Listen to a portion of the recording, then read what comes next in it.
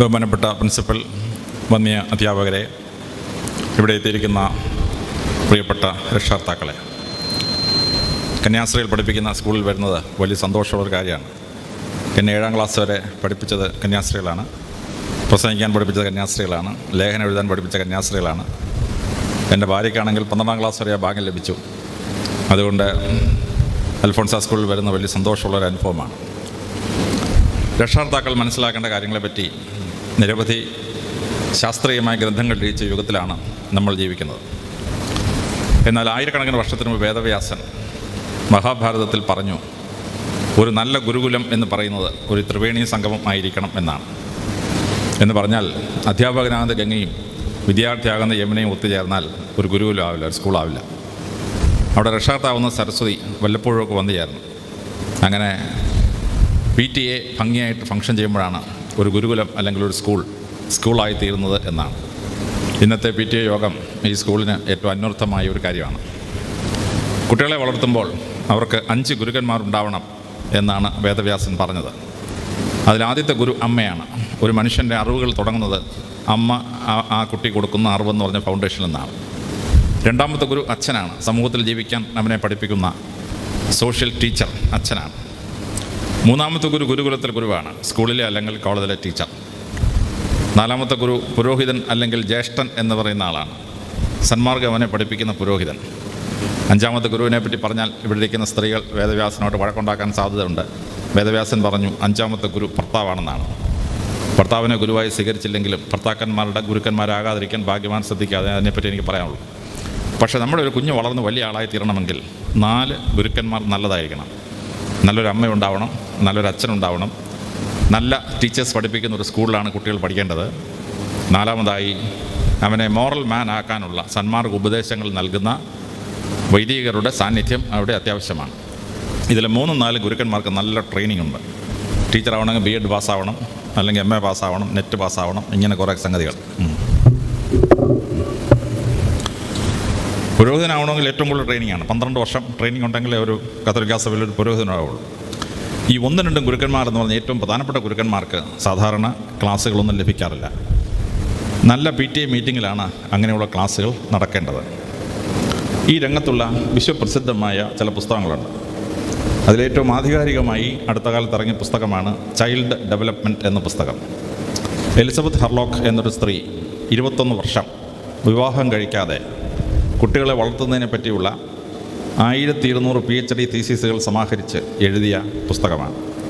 ഞാൻ ആ പുസ്തകം അമേരിക്കയിൽ നിന്ന് വരുത്തുമ്പോൾ 7500 രൂപ വിലയായിരുന്നു. ഇപ്പോൾ ഇന്ത്യൻ എഡീഷൻ ഇറങ്ങിയിട്ടുണ്ട്. 250 രൂപയൊക്കെ പുസ്തകം വാങ്ങിക്കാൻ കിട്ടുന്ന പുസ്തകമാണ്. ഒരു കുട്ടിയിൽ 9 തരത്തിലുള്ള ഡെവലപ്മെൻറ്റ് എങ്ങനെ ഉണ്ടാക്കണം എന്നാണ് ആ പുസ്തകം പറയുന്നത്.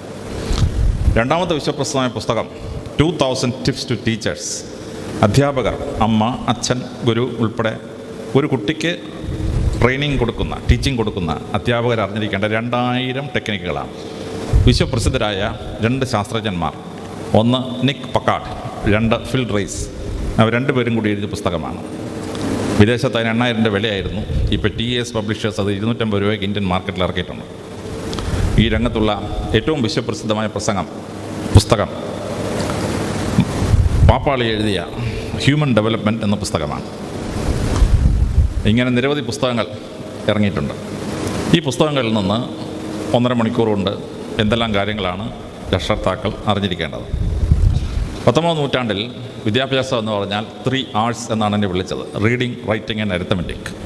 എഴുതാൻ പഠിപ്പിക്കണം, വായിക്കാൻ പഠിപ്പിക്കണം, എണ്ണാൻ പഠിപ്പിക്കണം. പ്രാഥമിക വിദ്യാഭ്യാസമായി എന്ന് സങ്കല്പം. 20ാം നൂറ്റാണ്ടായപ്പോൾ ആ ഇക്വേഷൻ മാറി. 3H ഫോർമുല എന്നാണ് എന്നെ വിളിച്ചത്. Head, heart and the hand. കുട്ടിക്ക് വിദ്യാഭ്യാസം കൊടുക്കുക എന്ന് പറഞ്ഞാൽ ബുദ്ധിയുള്ളൊരു തലച്ചോറുണ്ടാക്കണം, വിശാലമായ ഹൃദയം സൃഷ്ടിക്കണം, ബലിഷ്ഠമായ കരങ്ങൾ കൊടുക്കണം. Head, heart and the hand വിദ്യാഭ്യാസമായി ഇത് സങ്കല്പം. എന്നാൽ 21ാം നൂറ്റാണ്ടായപ്പോൾ നിങ്ങളുടെയൊക്കെ മക്കൾ പഠിക്കാനെത്തിയപ്പോൾ UNO ആ ഇക്വേഷൻ മാറ്റി. ആ ഇക്വേഷൻ ഇപ്പോൾ വിളിക്കുന്നത് PMIES എന്നാണ്. ഫിസിക്കൽ ഡെവലപ്മെൻറ്റ് അല്ലെങ്കിൽ ശരീരത്തിൻ്റെ വളർച്ച P ആദ്യത്തെ അക്ഷരം, മെൻ്റൽ ഡെവലപ്മെൻറ്റ് അല്ലെങ്കിൽ മാനസികമായ വളർച്ച M, ഇൻ്റലക്ച്വൽ ഡെവലപ്മെൻറ്റ് അല്ലെങ്കിൽ ബുദ്ധി വളരാനുള്ള പരിപാടികൾ I, ഇമോഷണൽ ഡെവലപ്മെൻറ്റ് വൈകാരികമായ കുട്ടിയെ സന്തുലിതാവസ്ഥയിൽ വളർത്തിക്കൊണ്ടുവരാൻ ഇമോഷൻ ഡെവലപ്മെൻറ്റ് അതിൻ്റെ E, സ്പിരിച്വൽ ഡെവലപ്മെൻറ്റ് അതിൻ്റെ S. ഈ 5 അക്ഷരങ്ങൾ ചേർത്തിട്ടാണ് PMIES എന്ന ഫോർമുല ഡെവലപ്പ് ചെയ്തിട്ടുള്ളത്. നിങ്ങളുടെ ഓരോ കുട്ടിയും ഈ PMIESൽ വളർത്താൻ രക്ഷകർത്താക്കൾ ചെയ്യേണ്ടത് എന്തൊക്കെയാണ്? ടീച്ചേഴ്സ് ചെയ്യേണ്ടത് വേറെ, സമൂഹം ചെയ്യേണ്ടത് വേറെ, പുരോഹിതന്മാർ ചെയ്യേണ്ടത് വേറെ. അതൊന്നും ഇവിടെ പ്രസംഗിച്ചിട്ട് കാര്യമില്ല. രക്ഷകർത്താക്കൾ ചെയ്തിരിക്കേണ്ട കാര്യങ്ങൾ. അതിലാദ്യത്തേത് ഫിസിക്കൽ ഡെവലപ്മെൻറ്റ് അല്ലെങ്കിൽ ശരീരത്തിൻ്റെ വളർച്ചയാണ്. കുട്ടിയുടെ വളർച്ചയിൽ ഏറ്റവും പ്രധാനപ്പെട്ട ഭാഗം അവൻ്റെ വളർച്ചയെ കൺട്രോൾ ചെയ്യുന്ന പ്രോട്ടീൻസാണ്. കുട്ടിയുടെ ആഹാരത്തിനകത്ത് പ്രോട്ടീൻ ഉണ്ടെങ്കിൽ മാത്രമേ കുട്ടിക്ക് ശരീരത്തിൻ്റെ വളർച്ച വെക്കുള്ളൂ. പ്രോട്ടീൻ കണ്ടന്റ് കുറവാണെങ്കിൽ കുട്ടിക്ക് ശരീരത്തിൻ്റെ വളർച്ച ഉണ്ടാവില്ല. ജപ്പാൻകാരുടെ ആവറേജ് ഹൈറ്റ് 5 അടി മുതൽ 5.5 അടി വരെയായിരുന്നു. കാരണം അവരുടെ ആഹാരത്തിനകത്ത് പ്രോട്ടീൻ കണ്ടന്റ് കുറവായിരുന്നു. രണ്ടാം ലോകമഹായുദ്ധത്തിൽ അമേരിക്കക്കാർ ജപ്പാൻ പിടിച്ചെടുത്തപ്പോൾ ജപ്പാന് ആഹാര പ്രക്രിയ മാറ്റി അവർ പ്രോട്ടീനുള്ള ആഹാരങ്ങൾ ഇറക്കുമതി ചെയ്യാൻ തുടങ്ങി. സോയാബീൻ ഉൾപ്പെടെയുള്ള ഇറച്ചി വർഗ്ഗങ്ങൾ ഉൾപ്പെടെയുള്ള ഫുഡ് ഇറക്കി അവർ ആഹാരം കഴിക്കാൻ തുടങ്ങി. അതോടെ ജപ്പാൻകാരുടെ ആവറേജ് ഹൈറ്റ് 5.5 അടി മുതൽ 6 അടി വരെയായി. കുട്ടികൾക്ക് പ്രോട്ടീനുള്ള ആഹാരം കൊടുക്കണം. ഇറച്ചി, മീൻ, മുട്ട, പയർ, ഇങ്ങനെ ഒരുപാട് ആഹാര സാധനങ്ങളുണ്ട്. പ്രോട്ടീൻ അതുണ്ടെങ്കിൽ മാത്രമേ കുട്ടിക്ക് ആവശ്യത്തിന് സൈസ് ശരീരത്തിനുണ്ടാവുള്ളൂ. രണ്ടാമതായി കുട്ടിയുടെ അസ്ഥി പഞ്ചരം, സ്കെലിട്ടൺ, അതിന് ശക്തി ഉണ്ടാവണം. പെട്ടെന്ന് ഓടുമ്പോൾ കൈകുത്തി വീണാൽ കൈയൊടിയുക, കാലൊടിയുക, അത് കുട്ടിയുടെ ശരീരത്തിൽ കാൽസ്യത്തിൻ്റെ അളവ് കുറഞ്ഞതിൻ്റെ ലക്ഷണമാണ്. കുട്ടിക്ക് ആഹാരം കഴിക്കുമ്പോൾ അതിനകത്ത് കാൽസ്യം ഉണ്ട് എന്ന് ഉറപ്പാക്കിയിരിക്കണം. വളരെ എളുപ്പത്തിൽ ചെയ്യാവുന്നൊരു കാര്യമാണ്. ഇപ്പം നെത്തോലി എന്നൊരു മത്സ്യമുണ്ട്. അത് വറുത്ത് എല്ല് സഹിതം ചവച്ചരച്ചങ്ങ് തിന്നാൽ കാൽസ്യം ഗുളിക എന്നാണ് അതിനെ വിളിക്കുന്നത്, നെത്തോലി മത്സ്യത്തെ. അങ്ങനെ കാൽസ്യമുള്ള ആഹാര സാധനങ്ങൾ കുട്ടിക്ക് കൊടുക്കണം. എങ്കിലേ അസ്ഥി പഞ്ചരത്തിന്, എല്ലിന്, നട്ടലിന് ബലം ഉണ്ടാവുള്ളൂ. അങ്ങനെ ബലം ഉണ്ടായെങ്കിലേ അവനൊരു ബലിഷ്ഠകായനായ ഒരു ശരീരത്തോടു കൂടി ജീവിക്കാൻ പറ്റുള്ളൂ. കുട്ടിയുടെ വളർച്ചയിൽ വളരെ പ്രധാനപ്പെട്ട ഒന്നാണ് വൈറ്റമിൻ സി. മൃഗങ്ങളെല്ലാം ശരീരത്തിൽ വൈറ്റമിൻ സി ദൈവം തമ്പുരാൻ തന്നെ സൃഷ്ടിക്കുന്നുണ്ട്. എന്നാൽ കുരങ്ങൻ മരത്തിൽ കയറി പഴങ്ങൾ തിന്നാൻ തുടങ്ങിയപ്പോൾ ഈ പഴങ്ങൾക്കകത്ത് ഇഷ്ടം പോലെ കാൽസ്യം ഉള്ളതുകൊണ്ട് കുരങ്ങൻ്റെ ശരീരം കാൽസ്യം പ്രൊഡ്യൂസ് ചെയ്യുന്നത് സ്റ്റോപ്പ് ചെയ്തു. ആൾക്കുരങ്ങായപ്പോഴും മനുഷ്യനായപ്പോഴും ഈ കഴിവ് മനുഷ്യ ശരീരത്തിന് കിട്ടിയില്ല. ശരീരത്തിൽ സ്വന്തമായി കാൽസ്യം, ഈ വൈറ്റമിൻ സി ഉണ്ടാക്കാത്ത 3 മൃഗങ്ങളെ ഭൂമിയിലുള്ളൂ: കുരങ്ങനും, ആൾക്കുരങ്ങനും, മനുഷ്യൻ. അതുകൊണ്ട് ലിനസ് പോളിംഗ് എന്ന നോബൽ പ്രൈസ് കിട്ടിയ ശാസ്ത്രജ്ഞൻ പറയുന്നു, കുട്ടികളുടെ ആഹാരത്തിനകത്ത് വൈറ്റമിൻ സി ഉണ്ട് എന്ന് അമ്മമാർ ഉറപ്പാക്കിയിരിക്കണം. 1 ഗ്ലാസ് നാരങ്ങ വെള്ളം കൊടുത്താൽ മതി, അല്ല 1 ഗ്ലാസ് ഓറഞ്ച് ജ്യൂസ് കൊടുത്താൽ മതി, പ്രശ്നം കഴിയും. അത് പറ്റത്തില്ല എന്നുള്ള സാഹചര്യം ആണെങ്കിൽ മാത്രം കുട്ടിയുടെ ആഹാരത്തിനകത്ത് ഒരു വൈറ്റമിൻ ടാബ്ലറ്റ് ആഡ് ചെയ്യണം. കുട്ടി ദീർഘായുസ്മാനാവണം, ഭൂമിയിൽ ഒരുപാട് കാലം ജീവിച്ചിരിക്കണം എന്ന് അപ്പനും അമ്മയ്ക്കും ആഗ്രഹമുണ്ടെങ്കിൽ വളരെ വൈറ്റലാണ് ലോഞ്ചവിറ്റിയെ ബാധിക്കുന്ന സെലീനിയം എന്ന് പറയുന്ന എലിമെൻറ്റ്. വാർദ്ധക്യത്തിലുള്ള ആളുകൾ പെട്ടെന്ന് ശരീരം ക്ഷീണിച്ച് ബെഡ്രിഡനാവും, കട്ടിലെ കിടക്കും, കട്ടിൻകുഴി കിടക്കുക എന്ന് പറയും മലയാളത്തിൽ. അതുണ്ടാകാതിരിക്കണമെങ്കിൽ തടയാൻ പറ്റുന്ന മൂലകമാണ് സെലീനിയം. കേരളത്തിൻ്റെ മണ്ണിൽ സെലീനിയത്തിൻ്റെ അളവ് കുറവാണ്. അതുകൊണ്ട് നമ്മൾ കഴിക്കുന്ന വെജിറ്റബിളിൽ നിന്നോ നമ്മൾ കഴിക്കുന്ന സാധനങ്ങളിൽ നിന്നോ ഈ സെലീനിയം ആവശ്യത്തിന് ലഭിക്കുകയില്ല. എന്നാൽ സെലീനിയം അടങ്ങിയ സപ്ലിമെൻറ്റ്സ് കിട്ടും. വൈറ്റമിൻ സപ്ലിമെൻറ്റ്സോ അമേരിക്കക്കാർ കണ്ടുപിടിച്ച 1A എന്ന ടാബ്ലറ്റോ അങ്ങനെ എന്തെങ്കിലും കഴിച്ച് ഈ സെലീനിയം കണ്ടൻറ്റ് ഉറപ്പാക്കണം. എങ്കിലേ നമുക്ക് ജനിക്കുന്ന കുട്ടി ആരോഗ്യത്തോടു കൂടി ഒരു 75-80 വയസ്സ് ഈ ഭൂമിയിൽ ജീവിച്ചിരിക്കുള്ളൂ. നിങ്ങൾ പേരൻസും ഒരു സെലീനിയം ഉള്ള എന്തെങ്കിലും ഒരു സാധനം കഴിച്ചിരിക്കണം. എങ്കിലേ നിങ്ങളുടെ ആയുസ് ഒരു 75-80 വരെ നീണ്ടു പോവുള്ളൂ. ഇല്ലെങ്കിൽ 60-65 ആകുമ്പോഴേ പ്രശ്നം ഗുരുതരമാകുന്ന ഒരു സാഹചര്യം ഉണ്ടാകും. സെലീനിയം വളരെ ഇമ്പോർട്ടൻ്റ് ആണ്. മനുഷ്യൻ്റെ ബോഡി ബിൽഡിങ്ങിലും അവൻ്റെ ന്യൂറോളജിക്കൽ ഡെവലപ്മെൻറ്റിലും പ്രത്യേകിച്ച് തലച്ചോറിൽ വളരെ പ്രധാനപ്പെട്ട പങ്ക് വഹിക്കുന്ന ഒന്നാണ് വൈറ്റമിൻ ബി കോംപ്ലക്സ്. അതിലേറ്റവും പ്രധാനപ്പെട്ടത് വൈറ്റമിൻ B12 ആണ്, സയാനോകോബാലമിൻ. അപ്പോൾ വൈറ്റമിൻ ബി കോംപ്ലക്സ് അടങ്ങിയ ആഹാരങ്ങൾ കുട്ടി കൊടുത്തെങ്കിലേ കുട്ടിക്ക് ഞരമ്പിനും കുട്ടിയുടെ ശരീരത്തിൻ്റെ ഓവറോൾ സ്ട്രെങ്ത് നിർത്താനായി പറ്റുള്ളൂ. അപ്പോൾ കുട്ടിയുടെ ആഹാരത്തിലൊരു അമ്മ പ്രത്യേകം ശ്രദ്ധിക്കേണ്ട ചില കാര്യങ്ങളാണ്. എങ്കിലേ കുട്ടിക്ക് ശരീരത്തിന് ഹൈറ്റും ബലവും ബുദ്ധിശക്തിയും ഉള്ള കുട്ടിയായി വളരുകയുള്ളൂ. ആഹാരത്തെപ്പോലെ വളരെ പ്രധാനമാണ് വ്യായാമം. ശരീരത്തിൻ്റെ അവയവങ്ങൾ വളരണമെങ്കിൽ അതിന് വ്യായാമം ആവശ്യമാണ്. തിരുവള്ളൂർ അദ്ദേഹത്തിൻ്റെ തിരുക്കുറളിൽ പറയുന്നു, കോരും കിണർ ഊറും കോരാക്കിണർ നാറും എന്നാണ്. ഒരു കിണറ്റിൽ നിന്ന് വെള്ളം കോരിക്കൊണ്ടിരുന്നാൽ വെള്ളം ഊറിക്കൊണ്ടിരിക്കും, കുടിക്കാൻ കൊള്ളാം, കുളിക്കാൻ കൊള്ളാം. പക്ഷേ കിണറ്റിൽ നിന്ന് വെള്ളം പമ്പ് ചെയ്യാതിരുന്നാലോ ആ വെള്ളം ആദ്യം കുളിക്കാൻ കൊള്ളത്തില്ല, കുടിക്കാൻ കൊള്ളത്തില്ല, പിന്നെ കുളിക്കാൻ കൊള്ളത്തില്ല. പിന്നെ മൃഗങ്ങൾക്കും മനുഷ്യർക്കും വീണ് ചാവാൻ മാത്രമേ കിണർ ഉപയോഗിക്കുകയുള്ളൂ. മനുഷ്യൻ്റെ അവയവങ്ങൾ അങ്ങനെയാണ്. എക്സസൈസ് ചെയ്തുകൊണ്ടിരുന്നാൽ അവയവത്തിന് ബലമുണ്ടാവും. നമ്മൾ അവയവം കൊണ്ട് എക്സസൈസ് ചെയ്തില്ലെങ്കിൽ അതിൻ്റെ ശക്തി ക്ഷയിച്ച് ആ അവയവം അവസാനം ഒരു ബാധ്യതയായി തീരുന്നു എന്നുള്ളതാണ് കണ്ടുവരുന്നത്. കുട്ടികൾക്ക് വ്യായാമം അത്യാവശ്യമാണ്. മൂന്നാമത്തത്, മനുഷ്യൻ്റെ ആരോഗ്യത്തിന് ഏറ്റവും പ്രധാനമാണ് ശുചിത്വം. മനുഷ്യൻ്റെ ശരീരത്തിൽ ഏത് സമയത്ത് രോഗാണുക്കൾ കടന്നുകൂടാം, രോഗമുണ്ടാവും. ചിലപ്പോൾ പെർമനൻറ്റ് ഡിസബിലിറ്റി ആയിപ്പോവും, ചിലപ്പം ഷോർട്ട് ടേം ഡിസബിലിറ്റി ആയിപ്പോവും. അതുകൊണ്ട് കുട്ടിക്ക് ശുചിയായി എങ്ങനെ അവൻ്റെ സ്റ്റഡി റൂം മെയിൻറ്റെയിൻ ചെയ്യണം, അവൻ്റെ വീട് എങ്ങനെ മെയിൻറ്റെയിൻ ചെയ്യണം. നരേന്ദ്രമോദി ഇന്ത്യക്ക് ചെയ്ത ഏറ്റവും വലിയ കാര്യമാണ് സ്വച്ഛ ഭാരത് അഭിയാൻ. മനുഷ്യൻ മര്യാദയ്ക്ക് വൃത്തിയായിട്ട് അങ്ങനെ ജീവിക്കണം. ഇതൊരു പ്രധാനമന്ത്രി ജോലിയല്ല, എങ്കിലും ആ ലെവലിൽ ഇത് അറ്റൻഡ് ചെയ്യേണ്ടി വന്നു. കുട്ടി ശുചിയായി ശരീരം സൂക്ഷിക്കാൻ, അവൻ താമസിക്കുന്ന മുറി സൂക്ഷിക്കാൻ, അവൻ്റെ ജീവിതം ശുചിയായി സൂക്ഷിക്കാൻ അവനെ പഠിപ്പിക്കണം. ഇത് മൂന്നും കൂടി, ആഹാരം, വ്യായാമം, ശുചിത്വം, ഈ കോമ്പിനേഷൻ വരുമ്പോഴാണ് ശരീരത്തിൻ്റെ ഡെവലപ്മെൻറ്റ് അവൻ ഉറപ്പാക്കാൻ പറ്റുക, ഫിസിക്കൽ ഡെവലപ്മെൻറ്റ്. രണ്ടാമത്തെ മെൻ്റൽ ഡെവലപ്മെൻറ്റാണ് മനുഷ്യൻ്റെ മനസ്സ് ശക്തമായി ആരോഗ്യമുള്ളൊരു മനസ്സ് ഉണ്ടാവണം. സൗണ്ട് മൈൻഡ് റെസ്റ്റ് ഉള്ളി ഇൻ എ സൗണ്ട് ബോഡി. അപ്പോൾ ആരോഗ്യമുള്ള ശരീരം ഉറപ്പായി കഴിഞ്ഞാൽ പിന്നെ മനസ്സ് ആരോഗ്യമുള്ളതായിരിക്കണം. മനുഷ്യൻ്റെ മനസ്സ് ആരോഗ്യമുള്ളതാക്കണമെങ്കിൽ എപ്പോൾ മുതലാണ് തുടങ്ങേണ്ടത്? ശാസ്ത്രജ്ഞന്മാർ പറയുന്നു, കുട്ടി ഗർഭത്തിൽ 90 ദിവസമാവുമ്പോൾ മുതൽ മാതാപിതാക്കൾ ശ്രദ്ധിച്ചാൽ മാത്രമേ മാനസിക ആരോഗ്യമുള്ള ഒരു കുട്ടി ഡെവലപ്പ് ചെയ്യുള്ളൂ. കുട്ടികൾ വയറ്റിലിരുന്ന് പഠിക്കുന്നു എന്നുള്ളത് പുരാണത്തിൽ നമ്മൾ കേട്ട് പഠിച്ച കഥയാണ്. ഭഗവാൻ കൃഷ്ണൻ അർജുനന് പറഞ്ഞു കൊടുത്തുകൊണ്ടിരിക്കുകയായിരുന്നു എങ്ങനെയാണ് ചക്രവ്യൂഹം പൊളിക്കുക എന്ന്.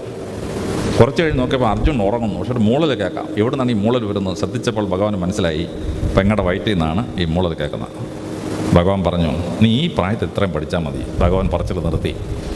അതുകൊണ്ട് ചക്രവ്യൂഹം പൊളിച്ച് അകത്ത് കയറുന്ന എങ്ങനെയെന്ന് അഭിമന്യു പഠിച്ചു. പക്ഷേ തിരിച്ച് പൊളിച്ച് പുറത്തിറങ്ങാനുള്ള പരിപാടി അഭിമന്യുവിന് പഠിക്കാൻ പറ്റിയില്ല.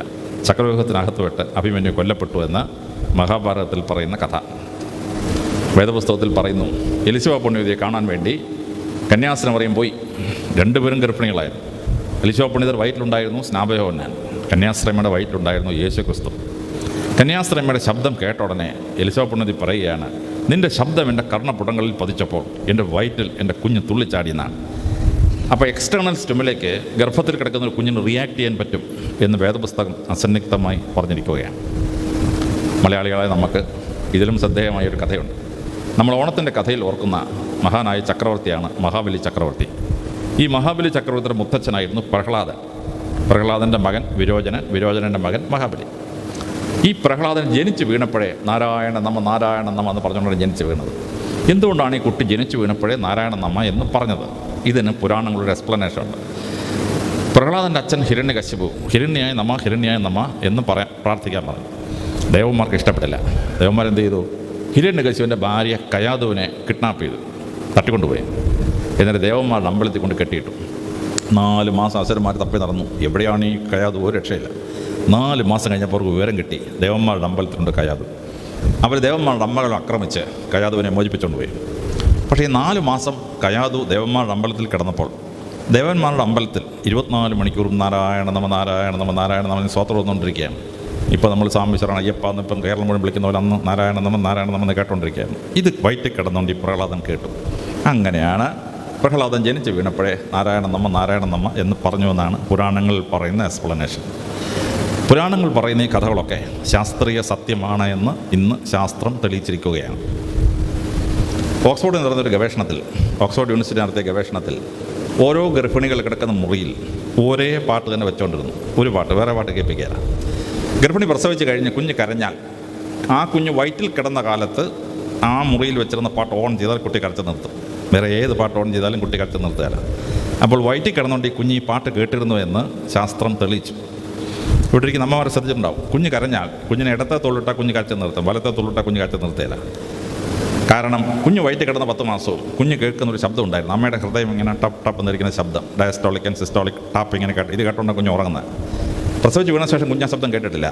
കുഞ്ഞ് കരയുമ്പോൾ കുഞ്ഞിനടുത്ത് ഇടത്തെ തോളിലിടുമ്പോൾ ഈ അമ്മയുടെ ഹൃദയം അടിക്കുന്ന ശബ്ദം വീണ്ടും കുഞ്ഞ് കേൾക്കും. കുഞ്ഞ് ശാന്തനാവും. കുഞ്ഞ് വയറ്റിൽ ശാന്തനായി കിടന്ന ഈ ശബ്ദം കേട്ടിട്ടാണ്. വലത്തെ തോളിലിട്ടാൽ ഇവിടെ ഹൃദയവും പഴമൊന്നും ഇല്ലാത്തതുകൊണ്ട് കുഞ്ഞിന് ആ ശബ്ദം കേൾക്കാൻ പറ്റില്ല. അതാണ് കുഞ്ഞ് കരച്ചിൽ നിർത്താത്തത്. ഇത് ഓക്സ്ഫോർഡ് യൂണിവേഴ്സിറ്റി തെളിയിച്ചിരിക്കുന്നു. ഗർഭത്തിലിരുന്ന കുട്ടികൾ ശബ്ദം കേട്ട് ശബ്ദത്തെ ഐഡൻറ്റിഫൈ ചെയ്യുന്നുവെന്നാണ് ശാസ്ത്രം തെളിയിച്ചത്. ഫ്രാൻസിൽ നടന്നൊരു ഗവേഷണത്തിൽ 200 ഗർഭിണികൾക്ക് ചതുര ഷേപ്പിൽ മുഖമുള്ള കുട്ടികളുടെ ഫോട്ടോ കാണാൻ കൊടുത്തു. ആ സ്ത്രീകൾ പ്രസവിച്ചപ്പോൾ നോക്കിയപ്പോൾ 80% കുട്ടികൾക്കും ചതുര ഷേപ്പിൽ മുഖമായിരുന്നു.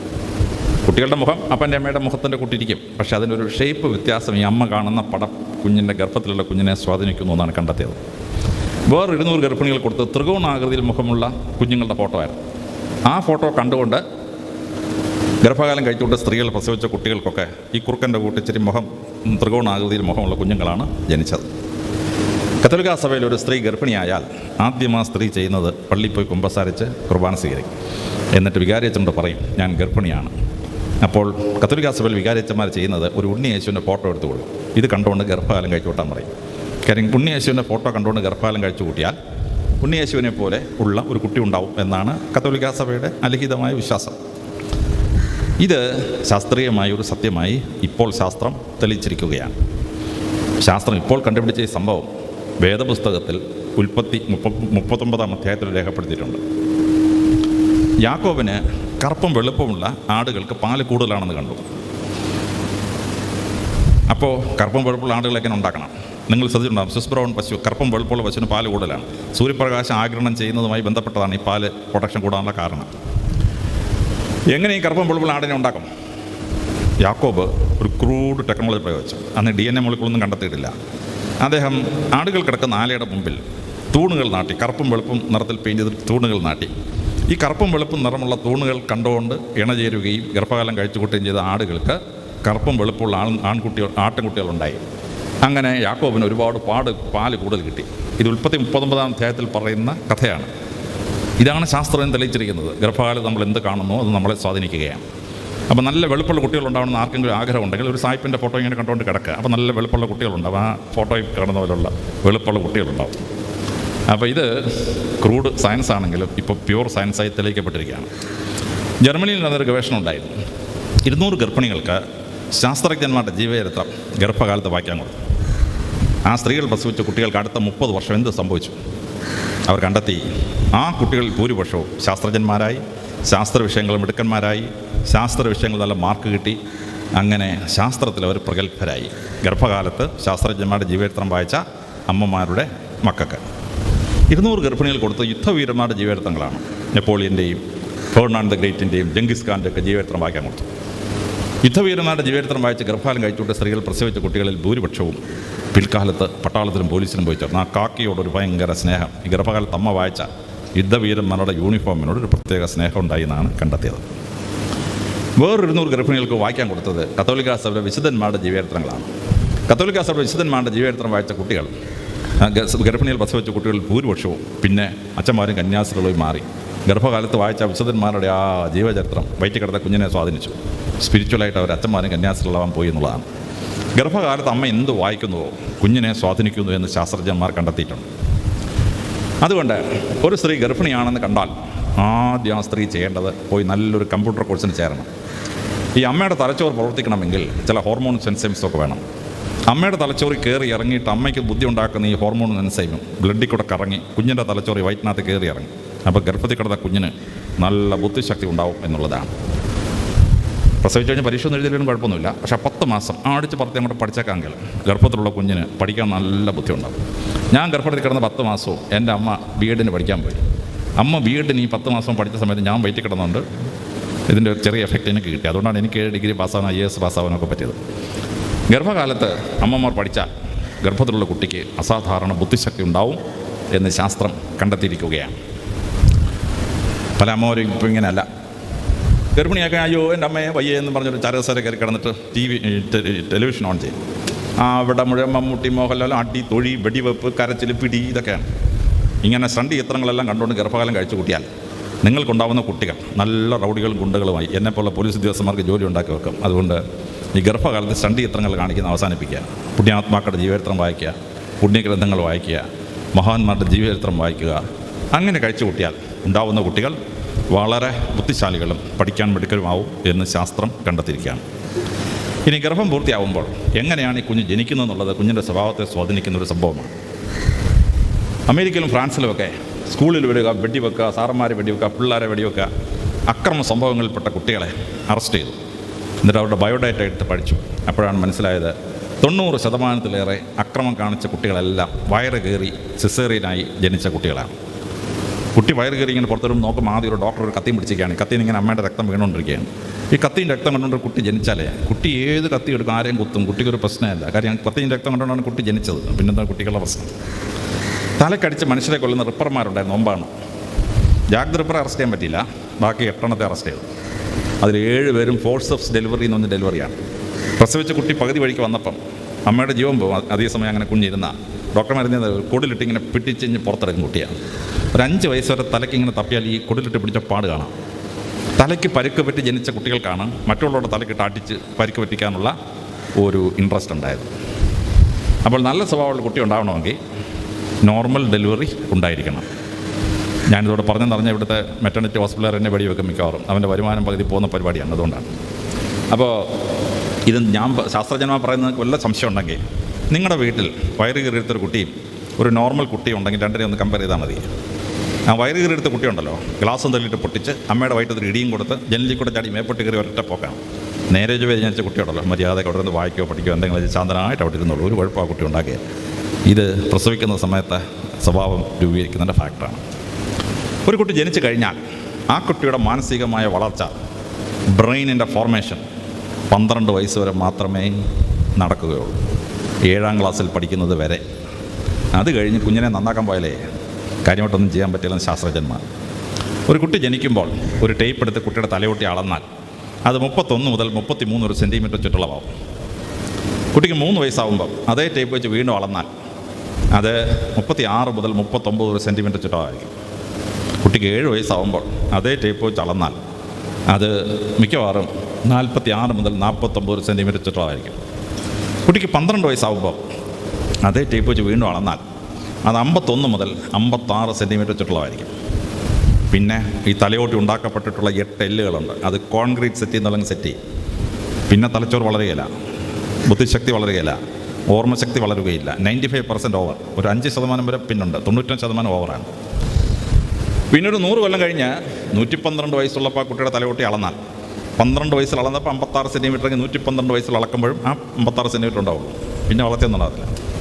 അപ്പോൾ ഒരു അപ്പനും അമ്മയ്ക്കും മാനസികമായി പക്വതയുള്ള, ബുദ്ധിശക്തിയുള്ള ഒരു കുട്ടിയെ ഉണ്ടാക്കണം എന്നാഗ്രഹമുണ്ടെങ്കിൽ നിങ്ങൾക്ക് ഈശ്വരൻ തന്നിരിക്കുന്ന സമയം 12 വയസ്സ് വരെ, 7ാം ക്ലാസ് വരെ എന്നൊരു സമയമാണ്. ആ സമയം നിർണായകമാണ്.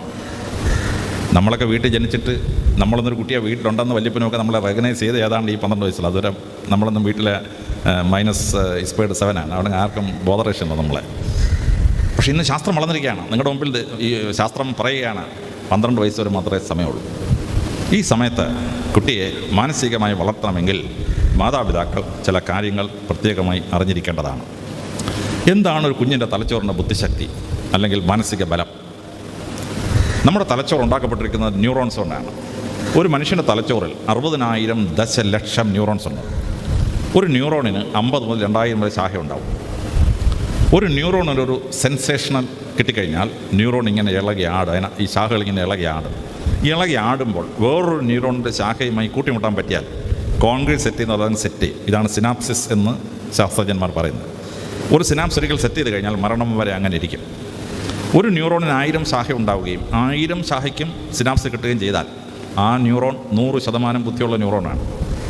500 ശാഖയ്ക്ക് കണക്ഷൻ കിട്ടിയുള്ളൂ. ബാക്കി 500 കണക്ഷൻ കിട്ടിയില്ലെങ്കിൽ ആ ന്യൂറോണിന് പകുതി ബുദ്ധിയുള്ളൂ, 50% ബുദ്ധിയുള്ളൂ. നിങ്ങളുടെ കുട്ടികൾക്ക് മാക്സിമം ബുദ്ധിയുള്ള, തലച്ചോറുള്ള, മാനസിക വളർച്ചയുള്ള കുട്ടി ആവണമെങ്കിൽ തലച്ചോറുള്ള മാക്സിമം ന്യൂറോൺസിൻ്റെ മാക്സിമം ബ്രാഞ്ചസിന് മാക്സിമം സിനാപ്സ് ഉണ്ടാക്കണം. അതാണ് ബുദ്ധിശക്തി എന്ന് പറയുന്നത്. അതുണ്ടാക്കാൻ എന്താ ചെയ്യേണ്ടത്? ശാസ്ത്രജ്ഞന്മാർ പറയുന്നു, ആദ്യത്തെ 6 മാസക്കാലം കുട്ടിയുടെ തലച്ചോറിനെ ത്രസിപ്പിക്കാൻ, ന്യൂറോൺസിനെ ത്രസിപ്പിക്കാൻ 3 ബേസിക് കളേഴ്സിന് മാത്രമേ പറ്റുള്ളൂ. ചുവപ്പ്, പച്ച, മഞ്ഞ. ഈ 3 നിറങ്ങൾ കണ്ടാൽ കുഞ്ഞിൻ്റെ തലച്ചോറിൽ ന്യൂറോൺസ് ത്രസിക്കും.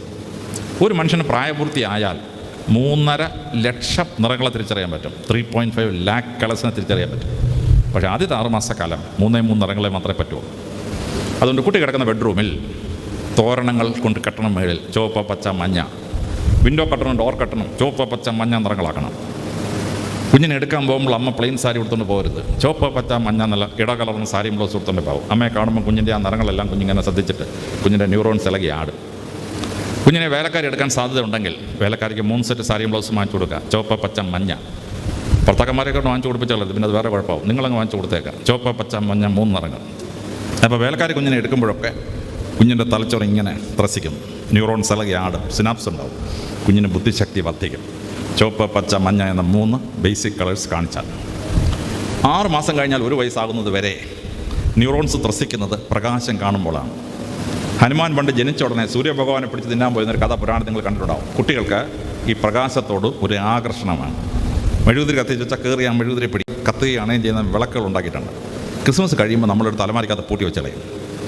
ശാസ്ത്രജ്ഞന്മാർ പറയുന്നു 6 മാസം മുതൽ 1 വർഷം ആയുസാകുന്നത് വരെ കുട്ടി കിടക്കുന്ന ബെഡ്റൂമിൽ ഈ വിളക്ക് കത്തുകയാണെങ്കിൽ കത്തുകയാണെങ്കിൽ ചെയ്യുന്നതിൽ സെറ്റ് ചെയ്യുക.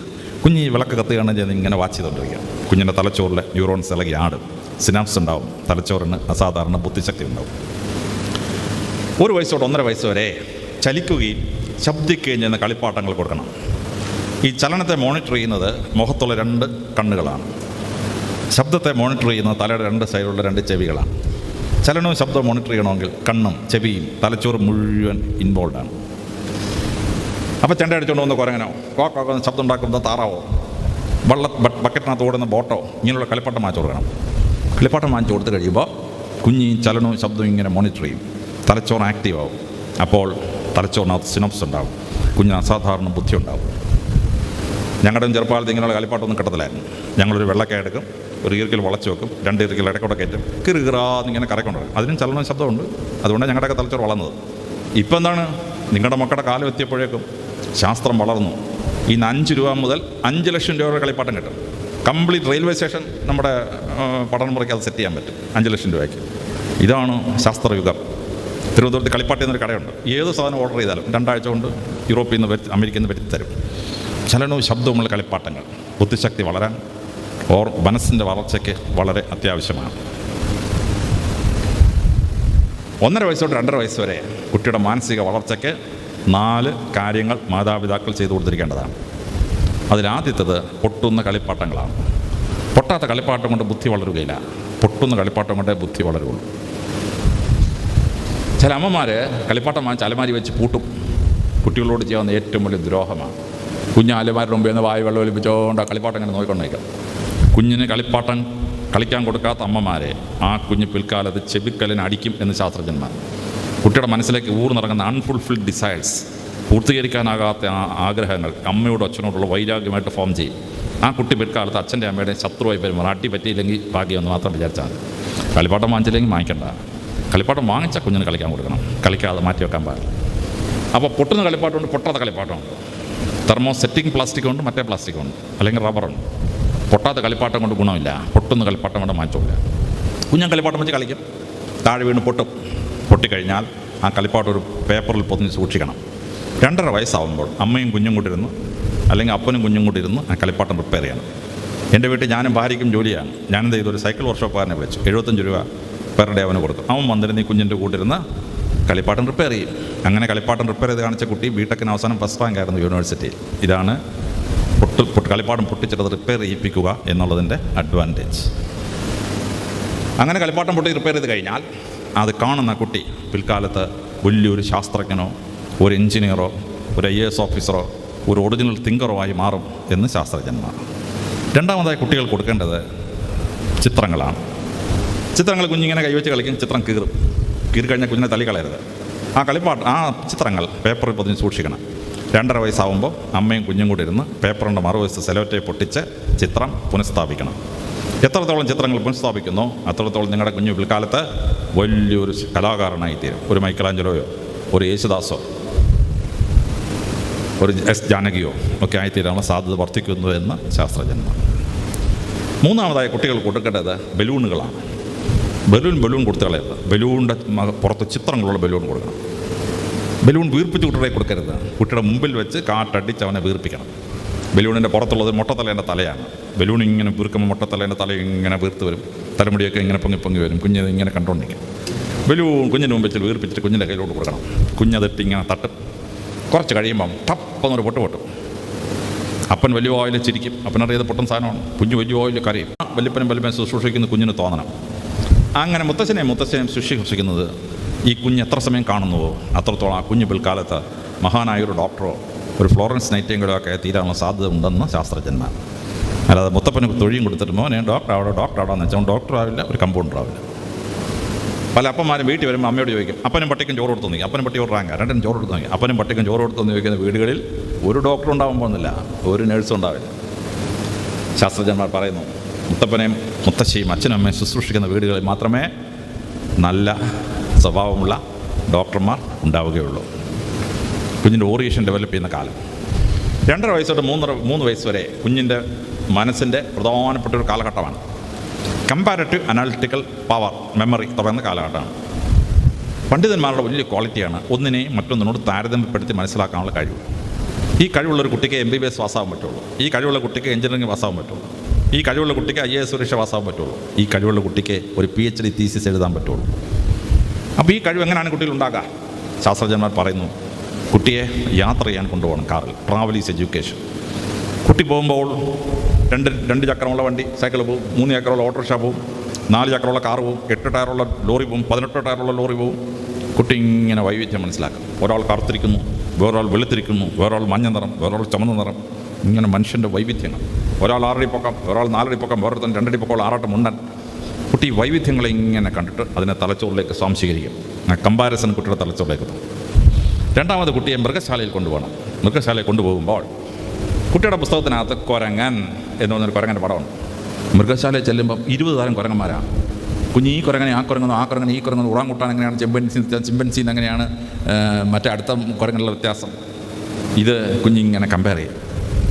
കുഞ്ഞിൻ്റെ നഴ്സറി പുസ്തകത്തിൽ തത്തമ്മ എന്ന് പറഞ്ഞ ചുവന്ന ചുണ്ടുള്ള പച്ചത്തൂലുള്ള ഒരു തത്തമ്മ. മൃഗശാലയിൽ ചെല്ലുമ്പോഴോ 20 തത്തമ്മ. കുഞ്ഞ് ആഫ്രിക്കൻ തത്തമ്മ അമേരിക്കൻ തത്തമ്മയായിട്ട് കമ്പയർ ചെയ്യും, അമേരിക്കൻ തത്തമ്മ ഇന്തോനേഷ്യൻ തത്തമ്മയായിട്ട് കമ്പയർ ചെയ്യും, ഇന്തോനേഷ്യ തത്തമ്മ ചൈനീസ് തത്തമ്മയായിട്ട് കമ്പയർ ചെയ്യും.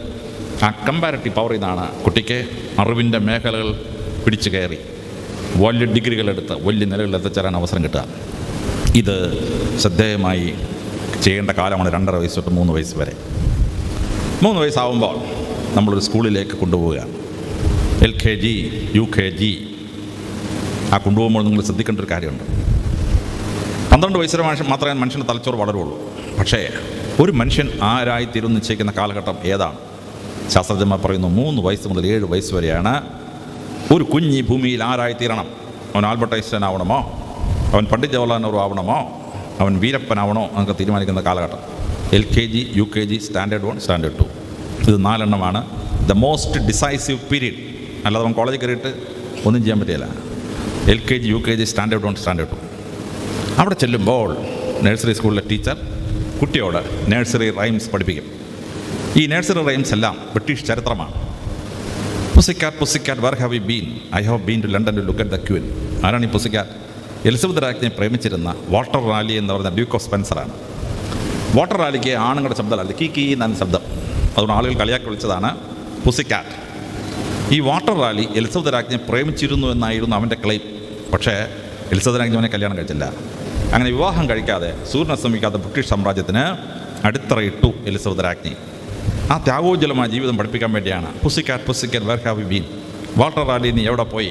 അയാളുടെ സ്ഥിര ഉത്തരം I have been to London to look at the queen. റാണിയെ കാണാം. അവനെ കണ്ടുകൊണ്ടിരിക്കാനേ പറ്റുള്ളൂ, വേറെ ഒന്നും പറ്റിയില്ല. അവന് കളിയാക്കാം. Baa black sheep have you any wool? Yes sir 3 bags full. 1 for my master, 1 for my dame, 1 for my kids. ആരാണ് ഈ ബ്ലാക്ക് ഷീപ്പ്? പ്ലാന്റജനർ ഡൈനാസ്റ്റിയിലെ ബ്ലാക്ക് പ്രിൻസ് എന്ന രാജാവാണ്. അദ്ദേഹം രാജാവായില്ല, പ്രിൻസ് ആവാനേ പറ്റുള്ളൂ. അതിന് രാജാവായിരുന്നെങ്കിൽ ബ്രിട്ടീഷ് ചരിത്രം മാറിപ്പോയതായിരുന്നു. ഇദ്ദേഹം ഒരു യുദ്ധത്തിന് പോയി, ഭാര്യയും കുഞ്ഞിനോടെ കൂടെ കൊണ്ടുപോയി. രാത്രിയായപ്പോൾ തണുത്തു. രാജാവ് കമ്പിളി ഉടുപ്പെടുക്കാൻ മറന്നുപോയിരുന്നു. രാജാവ് വന്ന് ബ്ലാക്ക് പ്രിൻസിനെ കൊട്ടി വിളിച്ചു. ബ്ലാക്ക് പ്രിൻസ് വോളം ക്ലോത്ത് വല്ലതും ഉണ്ടോ? അവൻ പറഞ്ഞു ഉണ്ട്, 3 എണ്ണം ഉണ്ട്. 1 രാജാവിന് കൊടുത്തു, 1 ഭാര്യ കൊടുത്തു, 1 കുഞ്ഞിനും കൊടുത്തു. തണുപ്പ് മുഴുവൻ സഹിച്ചിട്ട് അവൻ പിറ്റേ ദിവസം ബാറ്റിൽ ഓഫ് അഗിൻകോർട്ട് ജയിച്ചു. ഈ ത്യാഗോജ്വലമായ കഥയാണ്. Black sheep have you any wool? അല്ലയോ ബ്ലാക്ക് പ്രിൻസ് വോളം ക്ലോത്ത് ഉണ്ടോ? Yes sir. രാജാവിനോട് സംസാരിക്കുന്ന 2 എണ്ണം യെസ് സർ. 3 bags full. 3 എണ്ണം ഉണ്ട്. 1 for my master. ആദ്യത്തെ രാജാവിന്, 2ാമത്തെ ഭാര്യയ്ക്ക്, 3ാമത്തെ കുട്ടികൾക്ക്. കുട്ടിക്ക് പറഞ്ഞു കൊടുക്കുകയാണ് നമ്മുടെ ജീവിതത്തിലെ ഓർഡർ പ്രിഫറൻസ് ഇങ്ങനെയാണ്. Number 1 king and the country, number 2 ഭാര്യ, നമ്പർ 3 കുഞ്ഞുങ്ങൾ. ചിലർക്ക് ഭാര്യ നമ്പർ 1 ആവും, അവൻ്റെ കഷ്ടകാലം അതാണ്. അങ്ങനെ ഭാര്യ നമ്പർ 1 ആവാൻ പാടില്ല. രാജ്യവും ഡ്യൂട്ടിയുമാണ് നമ്പർ 1, ഭാര്യ നമ്പർ 2. കുട്ടിക്ക് ചെറുപ്പത്തിൽ പറഞ്ഞു കൊടുക്കുകയാണ്. ഇതാണ് ഓരോ നഴ്സറി റൈംസിന് പിന്നിലെ കഥ. ഈ നഴ്സറി റൈം അറിയാത്തൊരു ടീച്ചറാണ് പഠിപ്പിക്കുന്നതെങ്കിൽ കുട്ടികളെ നിങ്ങൾ പൂച്ച കണ്ടിട്ടുണ്ടോ? പുസിക്കാറ്റിന് ബാബാ ആടിനെ കണ്ടിട്ടുണ്ടോ എന്ന് ചോദിക്കും. Black sheep have you wool? നിങ്ങൾ ആടിനെ കണ്ടിട്ടുണ്ടോ? കറുത്ത ആടിനെ കണ്ടിട്ടുണ്ടോ? കുഞ്ഞിൻ്റെ തല ഒന്നും കയറത്തില്ല. ചരിത്രം പറയാവുന്ന സാറ് ചരിത്രം പറഞ്ഞ് പാട്ട് പാടി കുഞ്ഞിനെ പഠിപ്പിക്കും. അപ്പോൾ കുഞ്ഞിന് മനസ്സിലാവും. കുഞ്ഞു വീട്ടിൽ ഒരു കുട്ടിയായിരിക്കും, 2 കുട്ടിയായിരിക്കും. കുട്ടി സൗരയുദ്ധത്തിൽ സൂര്യനെ പോലെ ആവും. അപ്പനും അമ്മയും എല്ലാവരും കുഞ്ഞിൻ്റെ ചുറ്റും ഇങ്ങനെ കറങ്ങുകയാണ്. കുഞ്ഞാണ് വീടിൻ്റെ മാസ്റ്റർ. ഇവൻ കരഞ്ഞ ഉടനെ എല്ലാത്തിനും വട്ടം ഓടുകയാണ്. അപ്പനും അമ്മയും ഓടുകയാണ്. നമ്മുടെയൊക്കെ ചെറുപ്പത്തിൽ കരഞ്ഞ ഒരു അടിയും കൊണ്ട് അവൻ്റെ പുറകെ കിട്ടും. ഇപ്പോൾ അങ്ങനെയല്ല. കുഞ്ഞു കരഞ്ഞ ഉടനെ അപ്പനും അമ്മയും എല്ലാം കൂടെ അതിൻ്റെ ചുറ്റുമാണ്. ഇങ്ങനെ കാക്കയെങ്കിലും തൻകുഞ്ഞ് പൊൻകുഞ്ഞായിട്ട് വളർന്ന കുട്ടിക്ക് സ്വാർത്ഥത വരും. ഞാൻ something special, everything should work for me. LKG class ചെല്ലുമ്പോൾ എന്താണ് ഇത് നോബഡി, 50 പേര് ഒരാൾ, എല്ലാവരും ഒരുമിച്ച് പാൽ കുടിക്കും, എല്ലാവരും ഒരുമിച്ച് കിടന്നുറങ്ങും, എല്ലാവരും ഒരുമിച്ച് കളിക്കും, യാതൊരു പ്രത്യേകതയും. കുഞ്ഞിന് മനസ്സിലാവും I M one in A society, I have nothing special. Nursery rhyme സ്റ്റേജിൽ കളിക്കാൻ പോകും, ഒരുത്തൻ കൈ വെക്കും, മറ്റവൻ കാല് വെക്കണം, മറ്റവൻ കാല് താക്കുമ്പോൾ ഇവൻ കാല് വെക്കണം. 50 പേര് ഒരുമിച്ച് നിങ്ങളിൽ നഴ്സറി റൈം കളിക്കാൻ പറ്റും. കുഞ്ഞിന് സമൂഹത്തിൽ ജീവിക്കാനുള്ള, സമൂഹത്തിന് കണ്ണിയാവാൻ മനസ്സിലാവും ഈ നഴ്സറി റൈം അഭിനയിക്കുമ്പോൾ. അത് കഴിഞ്ഞ് കഥ പറഞ്ഞു കൊടുക്കും. എന്താണ് കഥ? ഒരു മുക്കവും വലയിട്ടു, ഒരു കുടം കെട്ടി, കുടം തുറന്നു, പോഹച്ചുരുള്ള പുറത്തേക്ക് വന്നു. പോഹച്ചുരുള്ള ഭൂതമായി, ഞാൻ നിനക്കൊന്ന് തിന്നാൻ പോവാണ്. മുക്കവും ചോദിച്ചു, നിന്നെപ്പോലൊരു വലിയ ഭൂതം എങ്ങനെ ഈ കുടത്തിനകത്തിരുന്നു? ഭൂതം പറഞ്ഞു, ഞാൻ 5 നൂറ്റാണ്ടായി ഭൂമി കിടക്കാണ്. ആദ്യത്തെ നൂറ്റാണ്ട് എന്നെ തുറന്നു വിട്ടാൽ ഞാൻ ചക്രവർത്തിയാക്കുന്നു, ആരും എന്നെ തുറന്നു വിട്ടില്ല. 2ാമത്തെ നൂറ്റാണ്ട് ഞാൻ തുറന്നു വിട്ടാൽ കോടീശ്വരനാക്കുമെന്ന് ആരും തുറന്നു വിട്ടില്ല. 4 നൂറ്റാണ്ട് കഴിഞ്ഞപ്പോൾ ഞാൻ പറഞ്ഞു, ഈ നൂറ്റാണ്ട് എന്നെ തുറന്നു വിട്ടാൽ ഞാൻ അവനെ കൊന്ന് തിന്നും, അപ്പോഴാണ് നീ എന്നെ തുറന്നു വിട്ടത്. മുക്കുവിനോട് ബുദ്ധി പ്രയോഗിച്ചു, നിന്നെപ്പോലൊരു വലിയ ഭൂതം എങ്ങനെ കുടത്തിലിരുന്ന് കാണിച്ചു തരാമെന്ന്. കുടത്തിൽ കയറി കഥ കടച്ച് കുടത്തിലിട്ട്. ഒരു കുടം പോലും പൊട്ടിക്കാൻ കഴിയില്ലാത്തൊരു ഭൂതം, അത് ആരെങ്കിലും കോടീശ്വരനാക്കാൻ പറ്റുമോ? ആ ഭൂതത്തിന് ആരെങ്കിലും ചക്രവർത്തിയാക്കാൻ പറ്റുമോ? ആരാണ് ഈ കുടത്തിലടച്ച ഭൂതം? വീട്ടിൽ അമ്മയും അപ്പനും ഒറ്റക്കിട്ടിട്ട് പോയ കുട്ടിയാണ് കുടത്തിലടച്ച ഭൂതം. ആദ്യത്തെ മണിക്കൂർ കുഞ്ഞ് പറയും, ഓ ഇപ്പം എൻ്റെ അപ്പനമ്മ ഓടി വന്നാൽ ഞാൻ ഓടിച്ച് നമ്മയ്ക്കൊരു മുത്തം കൊടുക്കും, അതാണ് രാജാവാക്കുന്ന ഭൂതം. 2ാമത്തെ മണിക്കൂർ കുട്ടി പറയും, ഇപ്പോൾ എൻ്റെ അപ്പനും അമ്മയും വന്നാൽ ഞാൻ ഓടിച്ചെന്ന് അപ്പൻ്റെ മടി കയറിയിരിക്കും. 4 മണിക്കൂറേ കുട്ടിക്ക് ക്ഷമയുള്ളൂ, അതാണ് 4 നൂറ്റാണ്ടുകൾ. പിന്നെ കുഞ്ഞ് പറയും, എനിക്ക് അപ്പനോടും അമ്മയോടും കൂട്ടില്ല, ഞാൻ പിണങ്ങി. അപ്പോഴാണ് ഈ കൊല്ലു തന്നെ ഭൂതം. അപ്പം അമ്മയ്ക്ക് അറിയാം കുഞ്ഞ് പിണങ്ങിയെന്ന്. 4 മണിക്കൂർ കഴിഞ്ഞപ്പോഴേ 5 സ്റ്റാറോ കുട്ടിക്ക് ഇഷ്ടമുള്ള ചോക്ലേറ്റോ എല്ലാം വാങ്ങിച്ചോണ്ട് വരും. കുട്ടി ഞാൻ കൂട്ടില്ല എന്നൊക്കെ പറയും. മോനെ മക്കളെ 5 സ്റ്റാർ എന്നൊക്കെ പറഞ്ഞ് കുഞ്ഞിനെ വീണ്ടും മടി കയറ്റി ഇരുത്തി ലാളിച്ച് പഴയ പോലെ ആക്കും. അതാണ് വീണ്ടും കുടത്തിലടച്ച ബോധം എന്ന് പറയുന്നത്. കഥകളൊക്കെ സൈക്കോളജിക്കലാണ്.